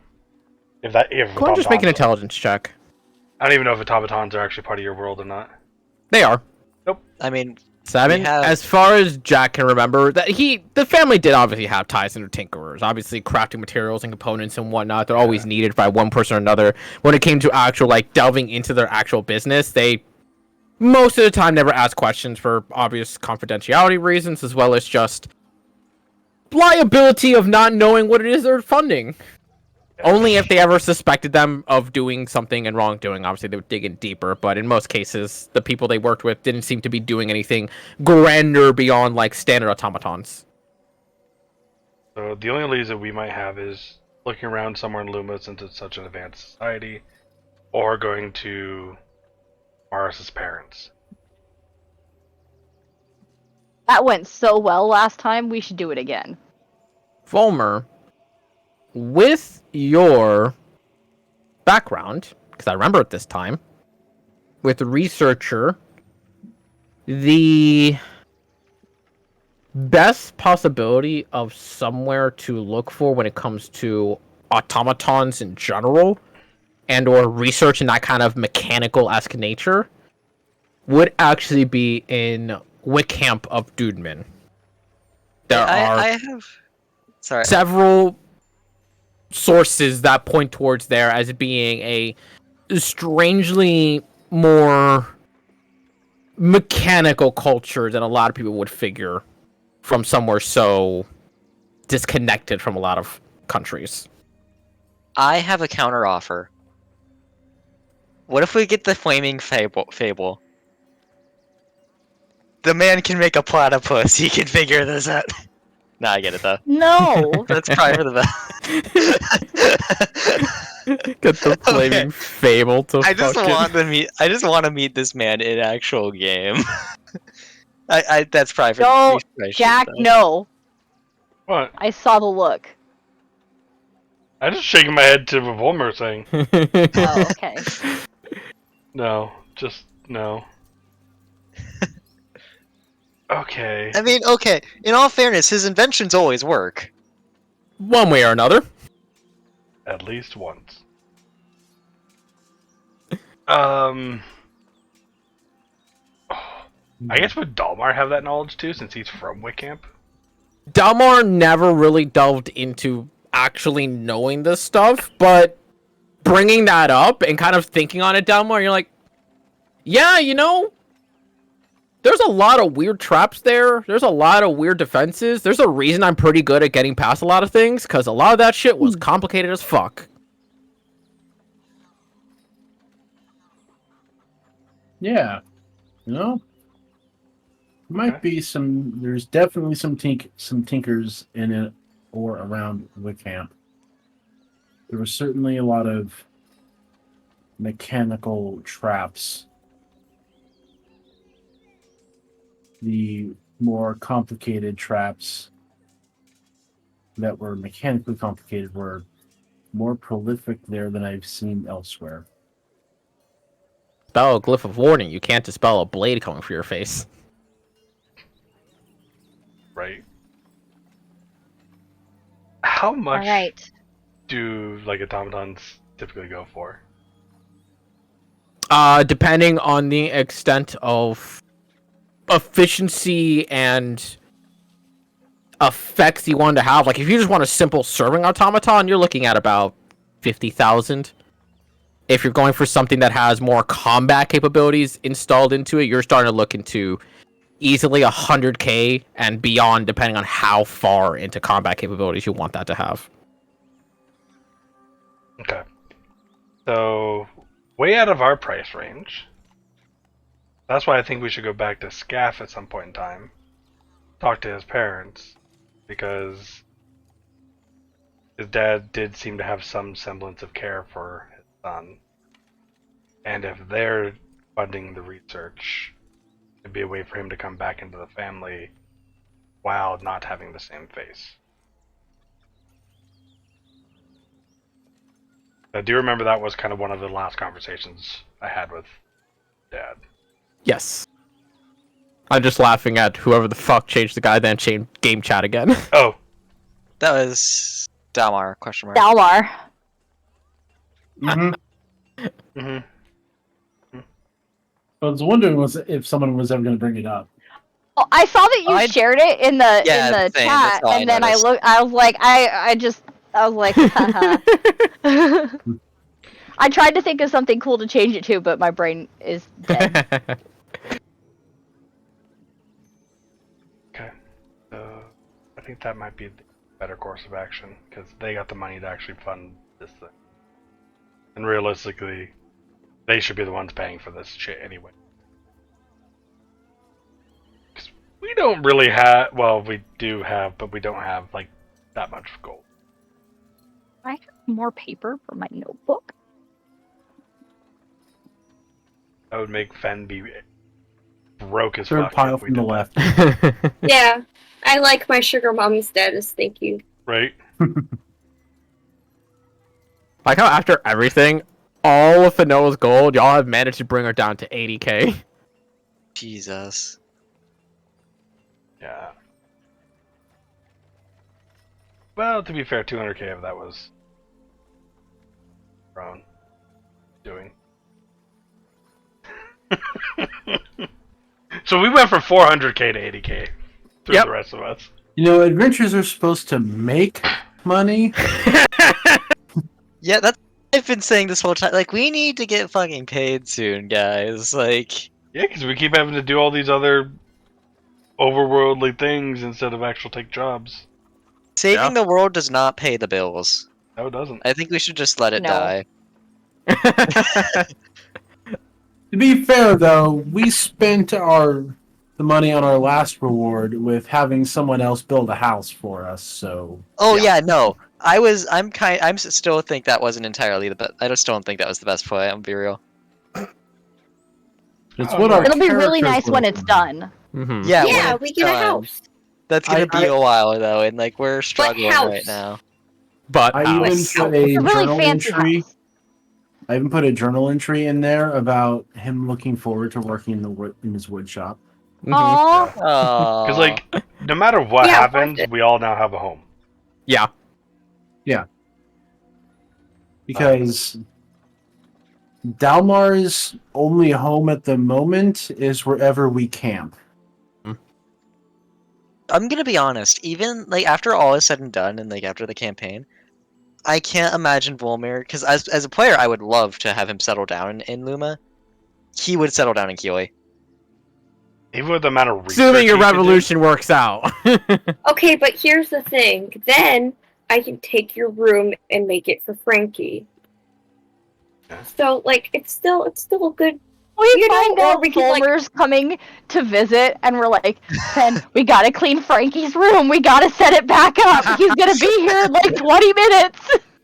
20 minutes, minutes, 5 minutes, he can teleport! 5 minutes, 5 seconds. Motherfucker can teleport. Shit! So you It's don't, fine. you Lock don't, the door in the teleport room. you don't think Volmer would settle down in Luma with the amount of fucking research he could do there? No. Even No. though I can't see it personally. He'd definitely keep it as a home, as like a place he can go back and forth, but I very much don't feel like Volmer is the kind of guy to settle down pretty much anywhere, realistically Is speaking. Volmer the kind of guy to join us for like weekly dinner nights? Yeah. Probably. Especially with the Yeah. helmet teleportation, you can just pop in and pop out whenever the fuck he Yeah. wants. I mean, what do If Volmir does settle down though, like, because I imagine at some point he will before he'll take a break at some point. It's gonna be in Kioi. Because like yes, there's a lot of issues with it. That's why he's fighting for it. He loves his home. Like it's who he grew up with. It's the people. It's the culture. Like yes, he's mad. Yes, he's trying to fix it. Imagine loving your home. But it's because like his whole character is that he wants to make his home better. Mm-hmm. yeah. But in other case scenarios, what's the plan? Laloof. I would just like to say this again, so I'm less likely to forget. I need to remember to talk to Jack about Frankie stuff because I forgot a whole lot, even with my sticky note. Thank you. I saw that as you said it in chat. I was like, yeah, no, that's something that wasn't brought up because you weren't here, yada yada. But in either case, using the Ring of Mind Shielding as a subject to take yourselves all to Zaloof. Make sure that And that's our last charge on the helmet, just so y'all know. that is for today. Yep. Last charge for today. We start the day with 3? Then we missed the teleport. Then we teleported. Yeah, to the right. Yep. Someone dropped us in the water. Motherfucker. I mean, all in all, you're not the worst driver. You've only had like 2 random accidents. I mean, I've had one. our group had to get a bath somehow. The other one was Gosh, Varel. I've had. Yeah, other one was Varel. Oh, the other one was Varel. Yeah, the okay, other be fair enough. Varel, yeah. Oh yeah, they can't even drive. Actually, that makes sense. But as you are all pulled as once more for the entirety of the day inward towards yourself, where you appear upon a little bit of a more central location in a mess of people, where you instantly start getting kind of like shoved and pushed aside by many of the people who just suddenly see you appear there in Saloof. Where you can tell that a lot of the colors here are a lot more drained. And while you can see that there are no rebuildings that they did try to kind of upkeep as much as possible, there definitely is a notice of decayed and long decrepit time weathering that has come over the actual city itself at this point. What is that Damn, perception Dalmar check sees for? everything. Dalmar sees the players in the Discord call. He literally looks into us, literally through the wall. The fourth wall, I see beyond it. For some reason, Dalmar's feeling like real on alert. For some reason, he is scanning the crowd for anything that stands out. Scanning the crowd for the most part, and looking at all these mess of people that are kind of just clustering about, really just being uncaring of your presence there. Unlike in many other towns or locations where they've at least tried to avoid you, these people are just not giving a flying fuck. They're just shoving their way past you. You would note that there are a few unsavory faces, and while a couple of them do stay their distance for the time being, you do notice that some are starting to kind of slowly creep in, while the rest of the faces, with a natural 20, are mostly just ones that are kind of done with life, that they have lived through hardship, they have lived through difficulty, and they just have very little care in actually taking notice of your existence when their own is unhappy and unfulfilling in a way. So it's a high school hallway. Kinda, yeah. Mhm. Okay, we need to get moving. Then I will direct us away from these unsavory, unhappy folk. Alrighty. Filtering yourselves through the crowd as much as possible. Misha literally hanging on to the coattails of Volmer, the tallest of the heads, and just literally tugging on the back to keep trail. The with you all. tallest. Veryl? You mean Oh, Meryl sorry. just lost a foot and a half. I thought I was missing something for a second. Wait a minute, Varel lost a foot and a half. What? What? That was just a joke about Meryl getting shorter to make Volmir the tallest. But even Oh. then, Jack's taller too. Okay. Yeah, I was Yeah. gonna Even then, Jack's taller too. Is Jack taller than Varel Yeah. now? No. No, Volmir. No, Jack's taller than The second Volmer. tallest. Oh. Yeah. Oh, right. Varel's the tallest, right. Yeah, Fuck it goes me. Varel, Jack, then Volmer, I think. Maybe Probably, I don't remember. Yeah, how tall is But in Volmer? either case scenario, holding on to the coattails as you're all making your way through this section of the town, where eventually, very easily, you'd be able to see the walls that around this area keep enclosed in, to which you can easily kind of look towards where there is an opening in the main road for you to kind of start pushing and shoving your way through to access the actual open space area that you want to desire. This crowded environment just hits Spirit Guardians. No! Mm. Good lord! That cleared a pathway very fucking quickly. I cast Fireball. Oh my No, god. God. Jack. Do you want to talk about clearing a pathway? I can shoot 100-foot bolt of lightning straight through this entire cloud. Dead crowd. bodies just Oh, God. down. Hey, look, the red carpet. Dear God. We'd be so good at an evil campaign. Yeah. Dude, I want to do an evil, even as a one shot. I'd love to do. I'm an so evil excited. We're campaign doing with a you one guys. shot with my IRL group. We're doing on the 22nd. We're doing an Oops All Wizards one shot. Oops, all wizards. I want to I'm do an really Amen excited. campaign still one day. Oh my No, god. you motherfucker.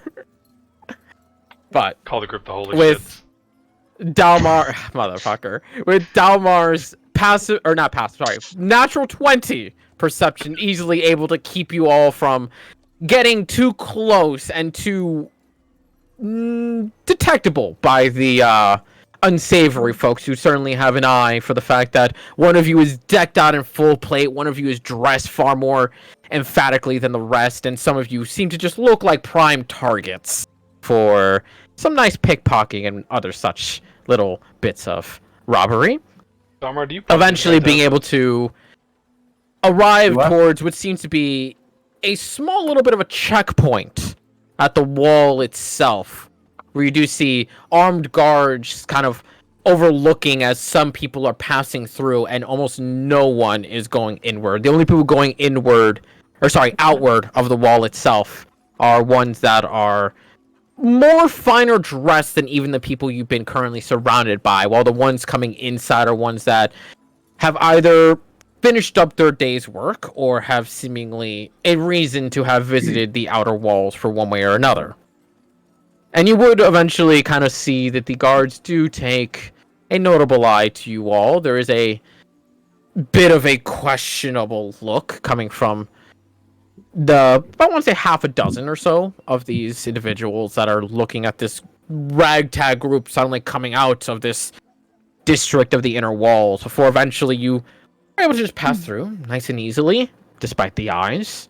And instantly going through that checkpoint, you feel an air of relief in you as the crowds are nowhere near as dense. and just it feels more vibrant and exciting in life to be outside of that section of the walls. Did any of those unsavory types get close to us? A few of them got rather close. Like, But- how close we talking? 10 feet at best. Delmar kept you moving. I would say that with a natural 20. Okay. Jack would have made eye contact with whoever was following us and just pulled the sword out and just held onto it. Jack, you can't casually make death threats in the street. You definitely we can. can. Yes, you can. Make an intimidation check. Not very good at it. 18. Not bad. You would note that the eye to eye that you go with them doesn't phase them in the slightest. In fact, they almost are like determined that even if you notice them, they'll get to you. But it's when you just casually kind of pull at the blade and just casually just kind of pull out just ever so slightly to get that little bit of gleam of the metal is when you kind of notice the face itself doesn't break, but you note the bead of sweat and their kind of hesitation in their step in that moment. Just to ensure they don't get anywhere Jack. closer. Jack, Thumbs Jack up. just, Would it make you feel better if I used that spell I learned? What one? Mage armor? Oh, I mean, you should use it at all times, but Okay. Comms are indeed up as well. I just wanted to ensure they kept a healthy distance. Jack, they're 10 feet off. I can act like I have rabies. You know, I for had that some once. reason. Misha just perks Oh up. god! What? So I'm gonna pop invisibility real sure? quick. I don't think it was Oh. I used to rabies. think it was called rabbits. And then my family said that's a completely different thing. Misha should very much be dead then. Yeah, rabies is like you don't come back from that shit. Oh, No. my family Magic. had a hard time. Not at all. I was kind of Magic dog. crazy. Crazy. That was crazy. I One. will actually walk to your house and kill you. They I all swear stay to in a God. room. Okay, it's not bad. Dalmar, Oh. who are you stealing from? The guy that Jack is trying to intimidate. Oh my god. After popping invisibility. Stealing from thieves is fine. Yeah. Okay. Actually, I'm down for this. Wait, wouldn't that make stealing from you fine too, Dalmar? Yep. Just like- If someone is No, good 'cause enough to he's our get past friend. his passive perception, they deserve it. If you're stealing from a thief, doesn't that make you a thief too? Yeah. Do you not know my background? Fair. He Do you know is there's a an thief. actual like mob boss who like got around by doing that exact thing? What? Dalmar, as you I'll go tell you to take from this man who, while he keeps his distance in that moment, as you start to kind of pull out his coin pouch from his side, you notice a very quick, just flinching snatch on the side. Just barely in time. Like, as you got it off his belt, it is the most final moment before you can pull it away fully that he managed to just snag it by the coins. And thieves can't. Good job. You're good. Oh, and his ability to walk away. You actually just hear kind of a reply in Thieves' Candle's logo. It's like, you're better. As you see, like, the eyes kind of like darting around, like trying to see Where the where fuck in is the he? fuck that was. And you see him like just very hesitantly put the coin purse back and start to kind of drift away at that moment. Okay. He just barely beat you with a 21. I rolled a 5 on the dice. He got a stupidly good roll. He does not have a good perception. He just got a really high roll. That's polar opposites. Dalmar. Yep. So literally, he got lucky because Dalmar was just. Yeah, no, it literally was just straight up. He had the Spidey tingle. That's it. He just got the Spidey tingle. See, my favorite thing to do in that scenario when they just barely beat you is to try to drop it before they grab it. So then it just, all the coins fall onto the ground and causes mayhem. That just feels like that just feels petty. Absolutely. it Yeah, is. 100%. I beat you by, or you beat me by 1. Fuck you. Kind of, yeah. And it's like oh, you're gonna try to rob me? I'm gonna rob you back. You just barely beat me? Well, fuck you. Your money's on the ground. Yeah. All of it's petty. But in either case, stepping out of that much more crowded sensation, you would instantly notice that the upkeep on the buildings around you are far higher than prior. You'd also notice that the barracks of the guards are very evidently right there on the outside of this section of the wall, just waiting there with a mess of guards who seem to be kind of being casual but also attentive at the same time, where they're just milling about, talking to one another, while a mess of folk just keeps flooding inward, a very small amount are flooding outward. While you do see that the rest of the common residents do seem to be wearing at least finer attire. Not exactly fancy per se, but they do seem to have like nicer clothes. They're actually well cleaned and well kept, unlike many of the residents of where you just were. So what is the plan? Well, follow Well, the plan river is to west. put your left foot in, then take your left foot out, and put your left foot in and shake it. Shake it, all of that. Do the hokey pokey, and you turn yourself around. I don't fucking know where I'm going with this. That's the plan. I All I don't can fucking know. think of it as a magic card. Night of the Hokey Pokey. Night of the what? Night of the Hokey Night of the Pokey. hokey pokey? It's an unhinged, or sorry, an unglued Oh. magic card. Where you stand up, do the Hokey Pokey, and then he gains first strike until end of turn. Wait, so you play it and you have to do the hokey pokey for the Yes. card If you want to give it the first strike, yes. Yeah. Or like the Heirloom Wrangler. It's a Minotaur that wears jeans. It's got denim walk. Your opponent is wearing denim. It can't be blocked. What fucking cards? Oh, Unglued is amazing. Unhinged, all the unsets are fucking awesome. That is actually beautiful. Yeah. But yeah, so follow the river west, or follow the road and the river, I guess, west. Mm-hmm. That's where Laura said That's the town amazing. I sent You it. sent the card, yeah. Yeah.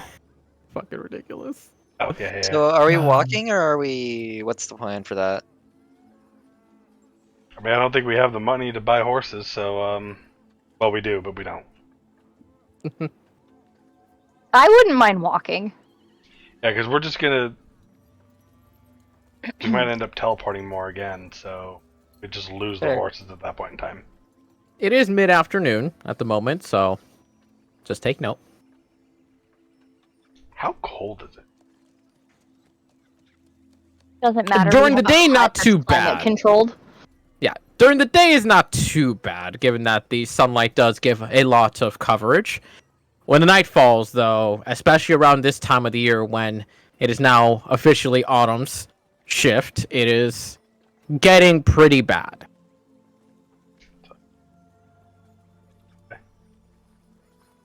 Yep. Get going. Let us walk. Walk Making your this way. Towards the river's edge, to which you can hug it and travel along its side as you head westward to find the town of Sassone. Walk like an Egyptian motherfucker. Oh, JoJo's. But as the time goes on, who wants to roll a D100? Fen.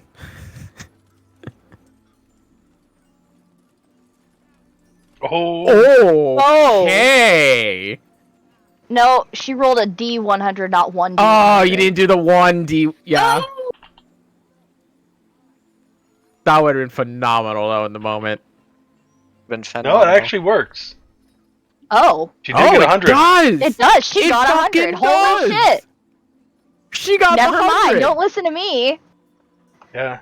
That's insane. That's phenomenal. Good job, Fen. It's phenomenal. I Oh hate god. you. That was It's terrible. anxiety. That was terrible, Volmer. I think it's our first 100 on that. Yeah. It Think so, absolutely too. is. Do I even have a 100? Probably I've got should. to. Yeah. I have 3 chances. As you continue to travel along the edges of the river itself, for most of the day, or the remainder of the day more likely, nothing seems to occur. We have 2. I imagine you pop Tiny Hut at the end of the night. Yep. And To alarm. shelter. Alarm and Tiny Hut to shelter from the cold and to keep yourselves aware. It isn't until very... I think we should take shifts anyway.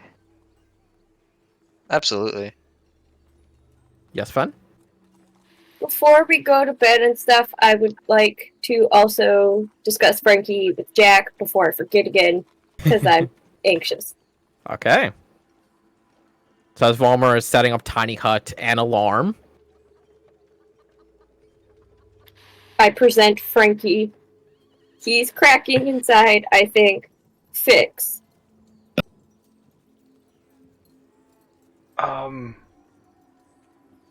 What do you mean cracking inside? It's been so long, I do not remember. it almost seems like there is just a visible crack starting to form along his body. Go ahead and make an investigation check for me real quick.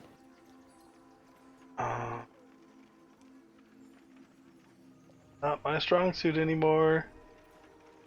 Which I find kind Did of. I help him?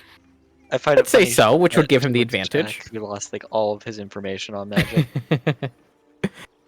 With a 17, not only with Fen pointing out exactly where these cracks are, but it also becomes more noticeable, more visible as you kind of analyze and look over Frankie on what exactly she's talking about. You start noticing that these cracks are not only growing just slightly wider, but they're also growing deeper into Frankie's actual wooden form in itself.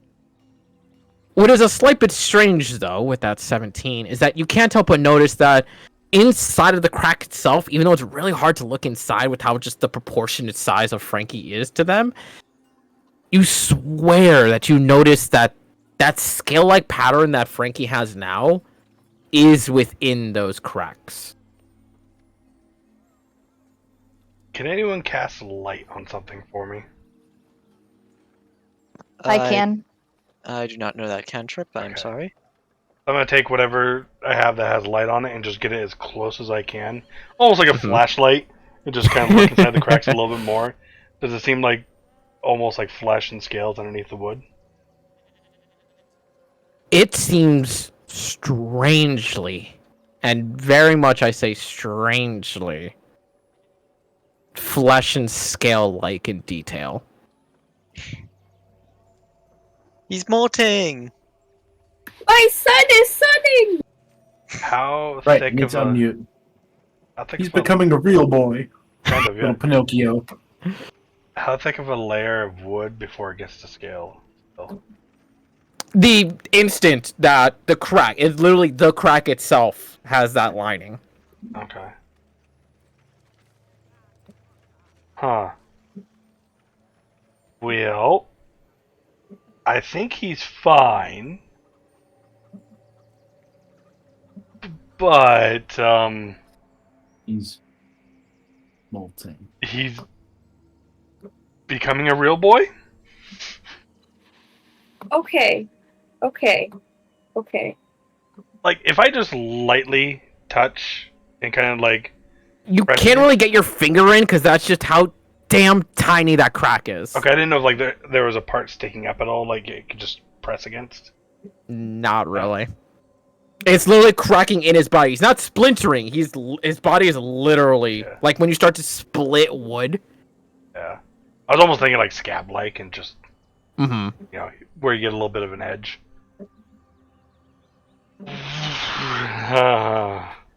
Okay. That- So, That's flesh and scale underneath that now?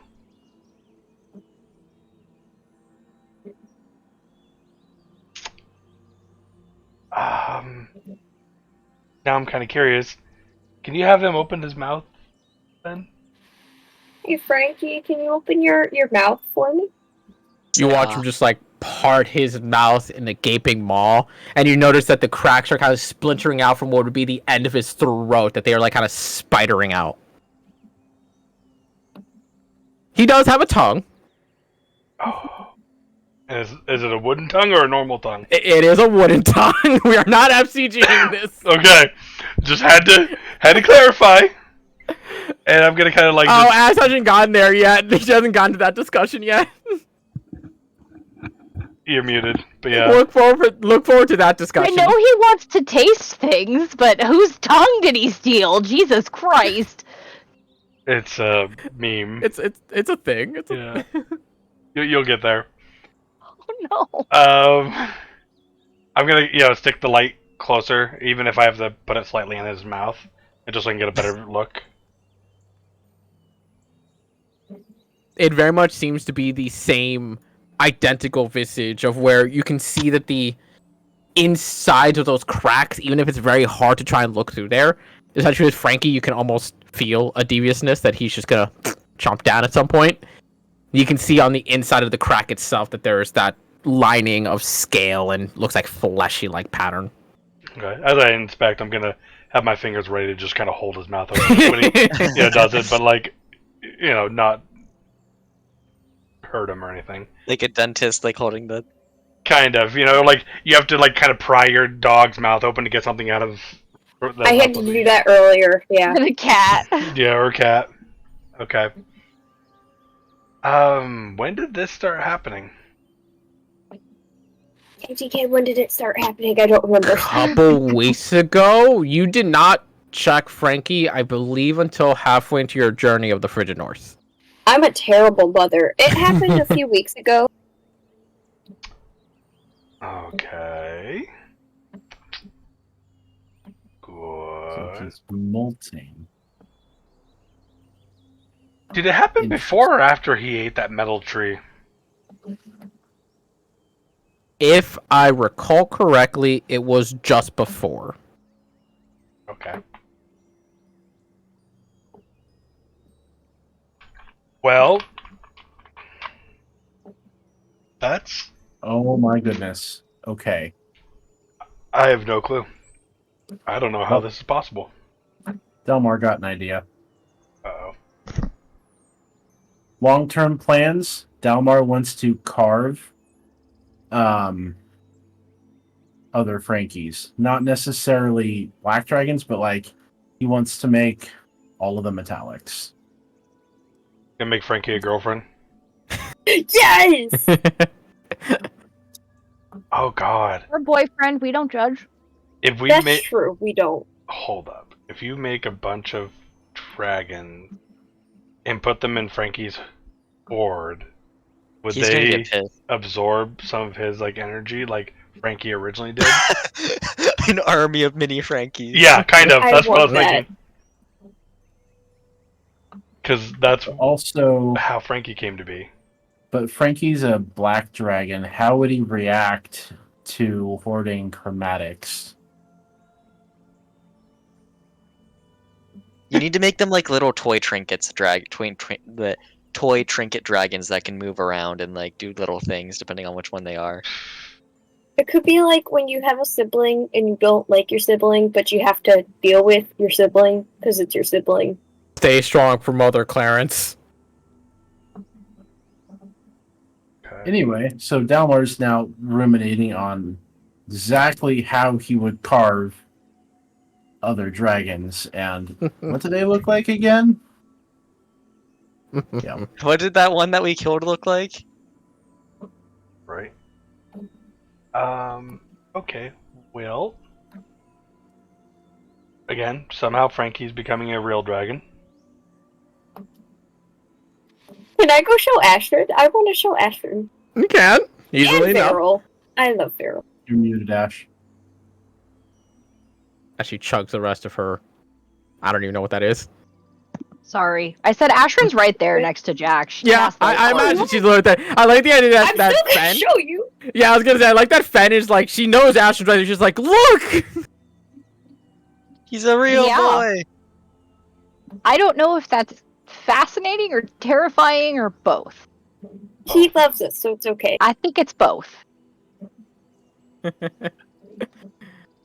But with the excitement of the revelation that Frankie may or may not be becoming some sort of true dragon of some kind, with you all taking your rest and Fen vibrating herself to sleep in some way, shape, or form.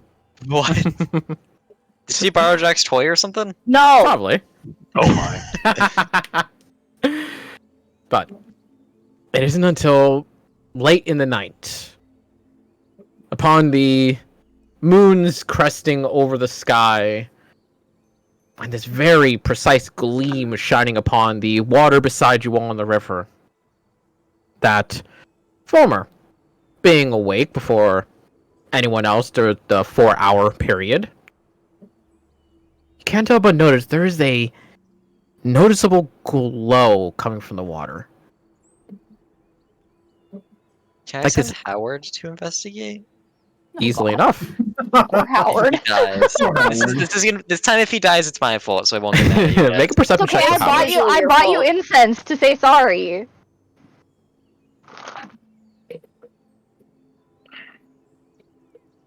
Perception check for Howard. 19. Very nice. As Howard kind of just flies over that little gleaming spot, as he notices the light starts to get just a little bit brighter. It's only about 80 or so feet away, so it's enough for him to keep communicating with you. As he relays to you that there is a corpse covered in luminescent vines. And there's another glow atop the head. Can I look through his eyes? You can. Easily enough using the beast sense link between you and your familiar. Able to see what looks like to be a long, decayed corpse of some kind, just wrapped in these vines that have these pulsating blue-like spores just all around them.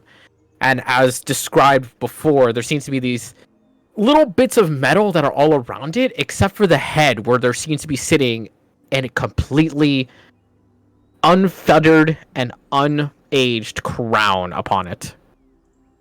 Does it look intentionally put out like this? Like it's like some sort of body put out for a farewell ritual? Make me... History? There's 3 options here. There's investigation, nature, and history. History is to see if there's any rituals that came out like this. Nature is to see if this was naturally grown or purposely grown. And then perception is just for... Or sorry, investigation is just for you trying to ascertain what has happened. See, history is my highest roll, but I want to know investigation the most. Okay. Oh, shit. 13. Doing your best to try and see what this is, and it being under the water, I don't think I said that, sorry. It is within the river itself. It is a little hard to kind of get as much detail as you possibly can with the raging water, or not really raging, but the water flowing and kind of making that glow a little bit differential and make it hard to look into it to try and analyze closely and better as to what exactly is going on here. But at the very least, you can kind of glean that it has this strange mixture. Like, this somehow naturally came here, but it was also placed here at some point. Okay.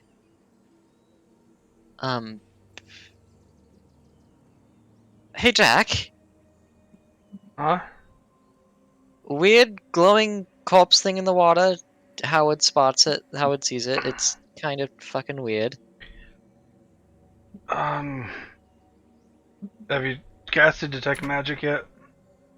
No, but it's out of range, and I'd have to leave the hut to You check can it. Cast it through your familiar. Can I? Yes, but they still have to touch it when it's underneath the water. Not with detect Um, magic. Identify you. Oh, sorry, detect magic. They have to be self, don't they? Check magic itself. I'm just double checking. Detect magic is self. I'm just double checking. Pretty sure it is. I don't know how familiars work, but I believe Also, familiars- wouldn't it Range flow of- too with a far range of away within the touch. 10 minutes? Okay. I don't know if that would fall under. So casting a spell with a familiar's range of touch would self No. fall into that too. Since I mean, I would say no, unfortunately. okay. Okay. That seems weird. Like you think it'd be able to do self also. It'd make it really stretches fucking strong though. and gets up. She's like, "I'll go do it, so we don't have to drop the hut." Alright, just be careful. Yeah, Jax. How far away are we camped from the river? I imagine you guys were just about 20 something feet off, just so you don't get any splashes. But if you wanted a quick like splash to the face, you could. He said it was about 80 feet over. Yeah, it's about 80 feet off of where you guys are right now, though. Okay. Jax can just grab So her if I and start- walk to the bank, I'd be able to cast and get it. No, Easily, yeah. it's 30. No, Now we're it's kind of 30 fly feet. over it. Shit. You would still have Okay, to walk a little bit more, but yes. Jack will just I'll grab do that. Ashran and fly over. Oh, thanks. Detecting magic, you would get a magical sense coming off of the roots themselves as well as the crown, while the crown in itself would be far more powerful in comparison. School magic What's that? for both. Yeah.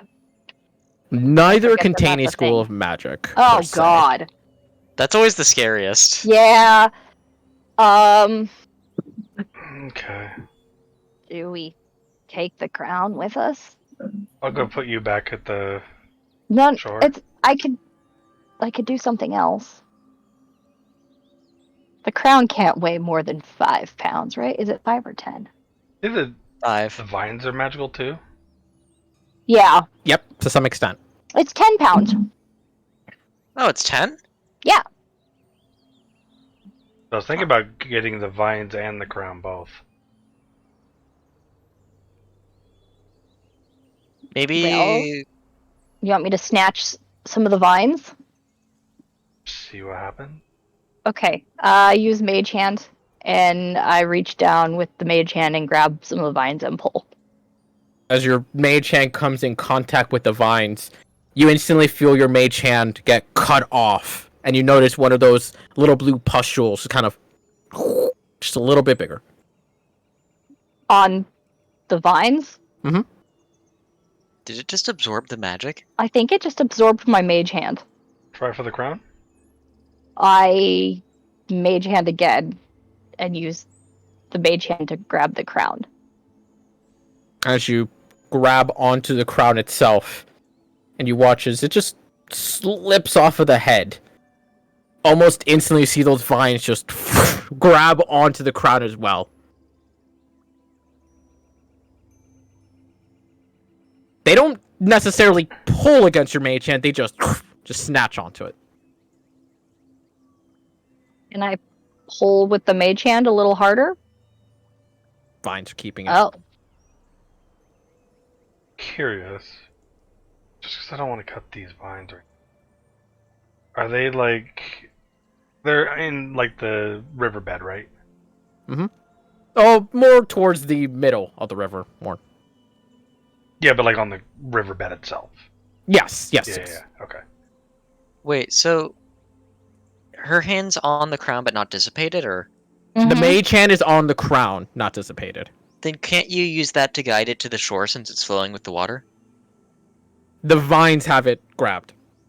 Oh, okay, my bad. It's either I try to dig up the vines or I cut the vines. My thought process. You guys think? I say dig Not them even up, wait. but just be careful. Okay, I'll go put Ashram back at the shore. I mean, I can't just throw you in the fucking river. And Jack's going to still flying, so we don't have to worry about swim checks.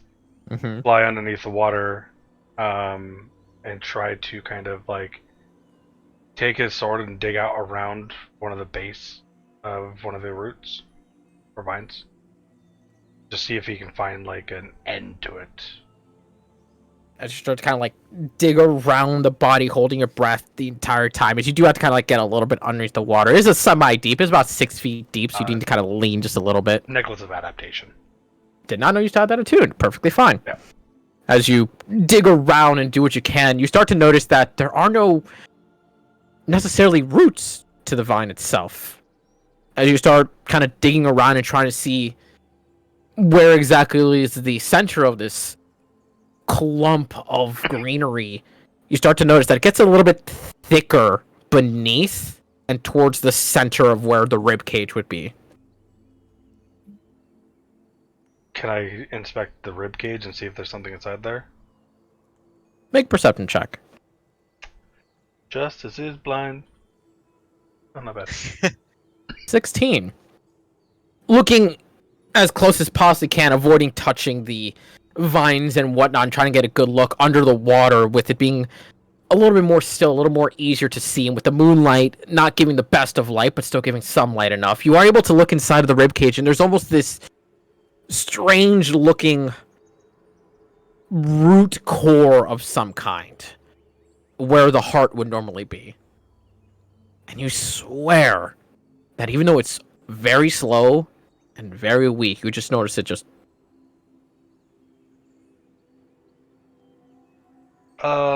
Popping my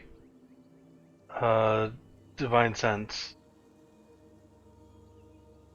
Yeah. Any That center core, just the center core itself, classifies as undead. Got it. And that center core is attached to these magical vines. Seems like they are coming out of that core. Okay, that's fucking creepy as shit. I'm gonna come out of the water and I'm gonna tell Ashwin to get ready to pull. Well, actually, is their mage hand still attached? Yes. I imagine she hasn't let go of it. Or does it Mage just- hand is only 30 feet. Mm-hmm. Okay, so it would have If he dropped me Wait. back on the bank, If you are right on the edge of the bank, you are still close enough to the center of the river. okay. Also, I'm pretty sure that you can leave. I'm pretty sure it can leave that range. It's just you can only create it within 30 feet. I might don't be believe so. I believe it's 30 feet. Might be wrong on that one though. Yeah, will I admit believe that it's 30 feet. The hand vanishes if it's ever moved more than 30 feet away from you, or Okay. if you cast the Yep. spell again. I was wrong. My bad. Okay, so I'm gonna tell Ashwin get ready to pull. I'm gonna see what happens, and I'm gonna take my Dragon Slayer longsword and try to cut the vines that are holding the. And to add to it, I'm gonna drop in a second level Divine Smite. I hate all of this. Okay. I Give me a don't- quick strength check as you are trying to do this under the water.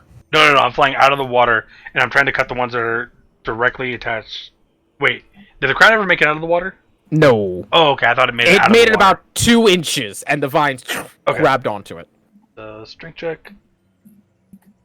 18. As you pull out the Dragon Slayer longsword, and as you kind of use your other hand to kind of help that propulsion as best you possibly can, and imbuing a divine smite in that moment, as you cut across the vines, and you notably see that as you cut through it, there's this almost blood-like trail that comes from them, this blue ichor in the same luminescent blue as those pustules. As the pieces that you cut off, you can see those pustules start to drain out of it into the actual water itself, making it all that much harder to see anything upon the ground. As Ashton, with your mage hand, as you pull it across, go ahead and make me a charisma check, Ashton.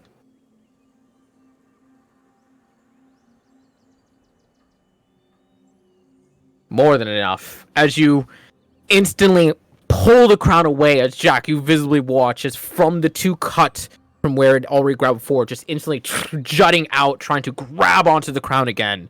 But Ashrin, with more than enough mental focus and capability, pulls it before the vines themselves can actually reach for it and grab onto the crown, pulling it from the water as you hear a strange little rumble coming from right beside you. Go make a wisdom saving throw. And as this is happening, Jack is trying to bolt. Yep. 16 is just enough. That was a low. As you roll. Don't you cannot get a help. +3? That is with the +3. Oh, okay. I think his naturally odds it on. Oh, okay.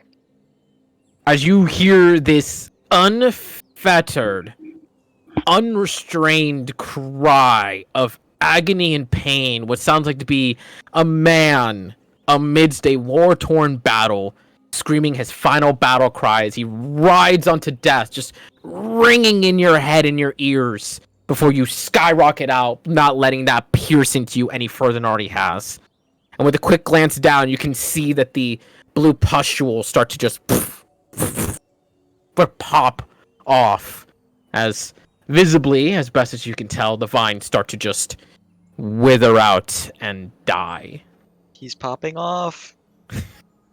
Just because it's in Jack's nature to think about this, can he recall anything he's ever read that might be similar to this?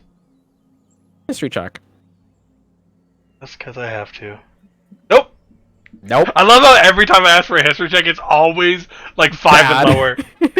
Every fucking time. And It I'm always just taunts you. It's like, I should know this. Come on. it's so fucking Are you guys fitting and I relaying this love to it. Volmir? I was just thinking that. I was Does gonna say, Ashrin Volmer's think the of only anything? one. Yeah, Volmer's the only one who needs to be relayed this because he can't leave the bubble without having. To Yeah, recast no, it. I mean we're relaying it to Volmer, but does this story That's seem what I was familiar about to to ask. Ashrin? Did I roll 2?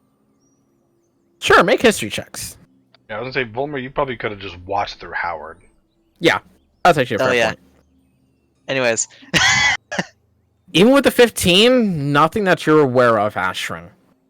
A 29, though, and especially looking through Howard's eyes to see this very elegant, beautiful, golden crown that, as Ashrin holds with the mage hand, has this single gold band with several spiked points with expertly carved out symbolage and finite detail all around it.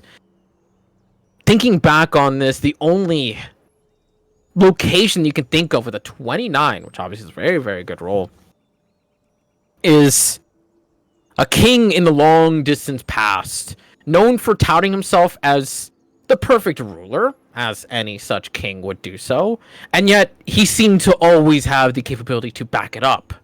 There was no one more intelligent, no one stronger, no one more dexterous, no one wiser than this man.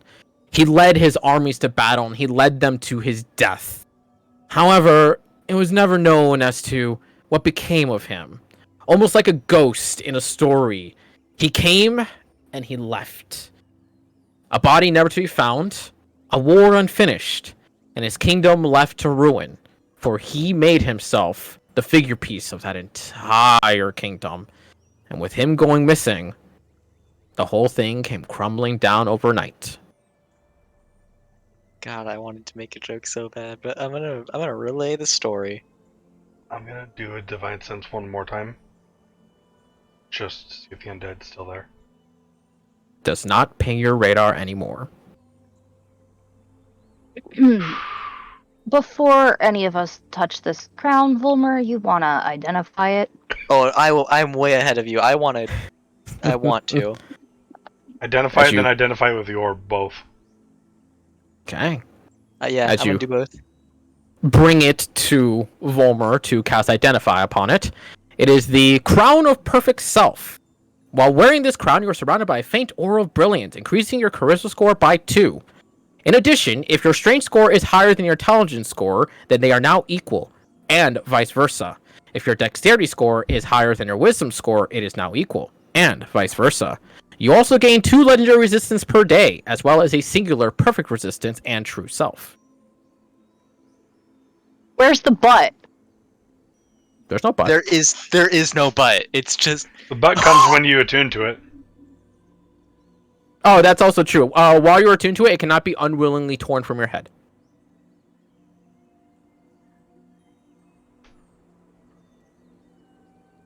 Okay.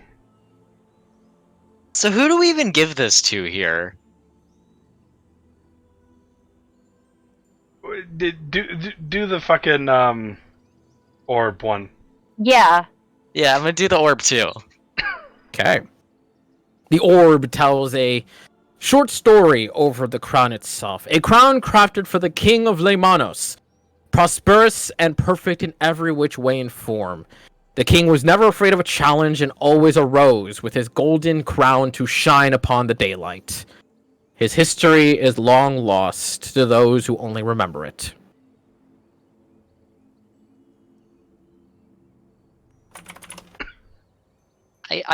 I'm still hung up on the. I mean, as a player, I'm going. I know it's probably a curse. There's a curse somewhere, but I also want to press the red button. Oh no, Volmir as a character is going. Holy shit! Yeah. Holy shit! I want this. Yeah. I mean, fuck, so does Jack. Because make Volmir him isn't smart scared again. of a little bit of risk for a little bit of reward. He already has 2 souls. I'm sure he'll be fine. Oh my god, if it's cursed and corrupts both you and Crescent, you know how fucked that would be? No fucking hilarious that would be. It would be fucking hilarious. Rochambeau for it? Rochambeau is No, that nobody's putting this thing on until we know what it does. We know what it does. What does it do? Dalmar. Oh, hi, Delmar. Did we wake you up? I'm sorry. Okay, Dalmar, this crown makes you god. So, is there So real quick, that was the player asking. I zoned Yeah, out. So yeah. it gives you a Still +2 to sleeping. it gives you a +2 to charisma. Whichever your strength or intelligence score is higher, both are now that number. Same thing with dexterity and wisdom. You also get 2 legendary resistances per day, which are charged at dawn, as well as perfect resistance, true self, and it cannot be torn off your head unwillingly as long as you're attuned to it. what? Guys, if I put that on, I have Oh. 4 20s in my stat block. Jesus Christ. You'll be throwing some unearthed arcana shit in here? Mm-hmm.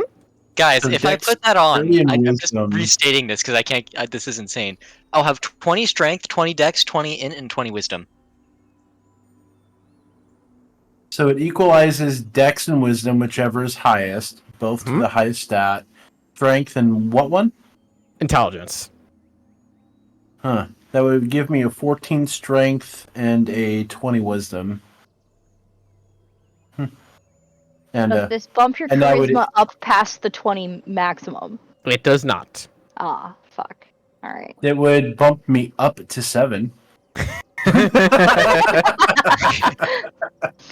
would bump Okay, me to the But- shitty thing is, 15. if I put this on, the only thing it would do out of that is put my strength at 15.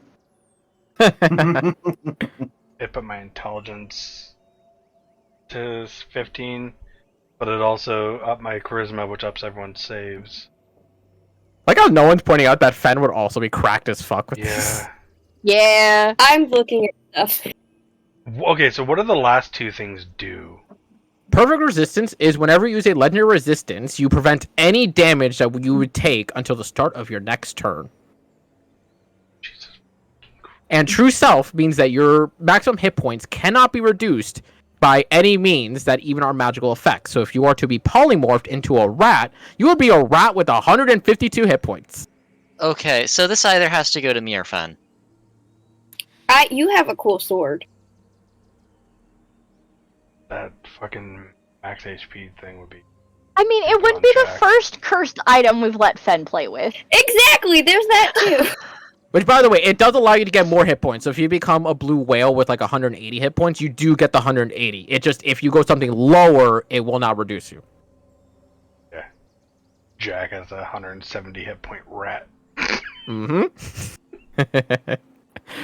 God, why And what's couldn't even there be- better is that does still count for the pool. So you'd have that 170, and then you'd revert back to yourself.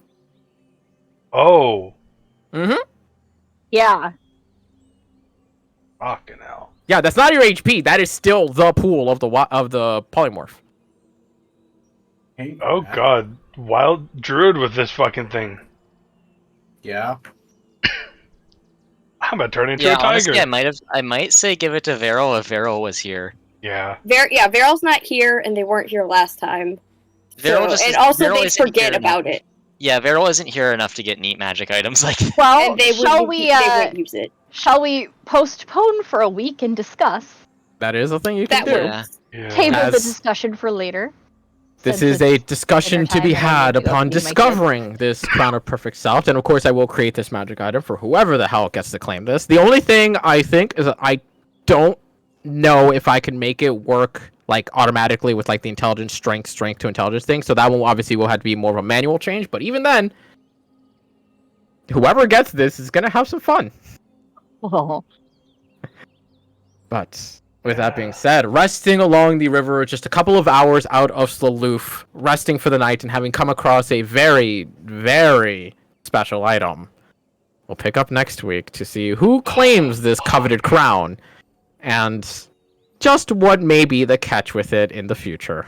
I have a good argument for myself as well. I'm starting to develop an argument for myself too. We'll discuss. I gotta love go. it. I love that this is the reason why I put it in here, because it instantly goes, I want it. I mean, yeah, we Well, all okay, fucking want it at we- this point in time. We all want it. but I Ashrin think- doesn't. It wouldn't do shit for her. Yeah, I think we've quickly put together that Volmir or Fen have to be one of the two to take it. And What about here's like the main that. tank here? You're fine. Meg tank You're my no ass, longer use dead. support. That's good. I protect your fucking ass from taking damage by sacrificing my own fucking HP. Main tank, This yes. doesn't buff Khan at all. I know, but the legendary resistance and true self shit is. All right, guys. Bye. Yep. Have a fun. good week. Yeah. Yeah. Give your kid a Meanwhile, oh,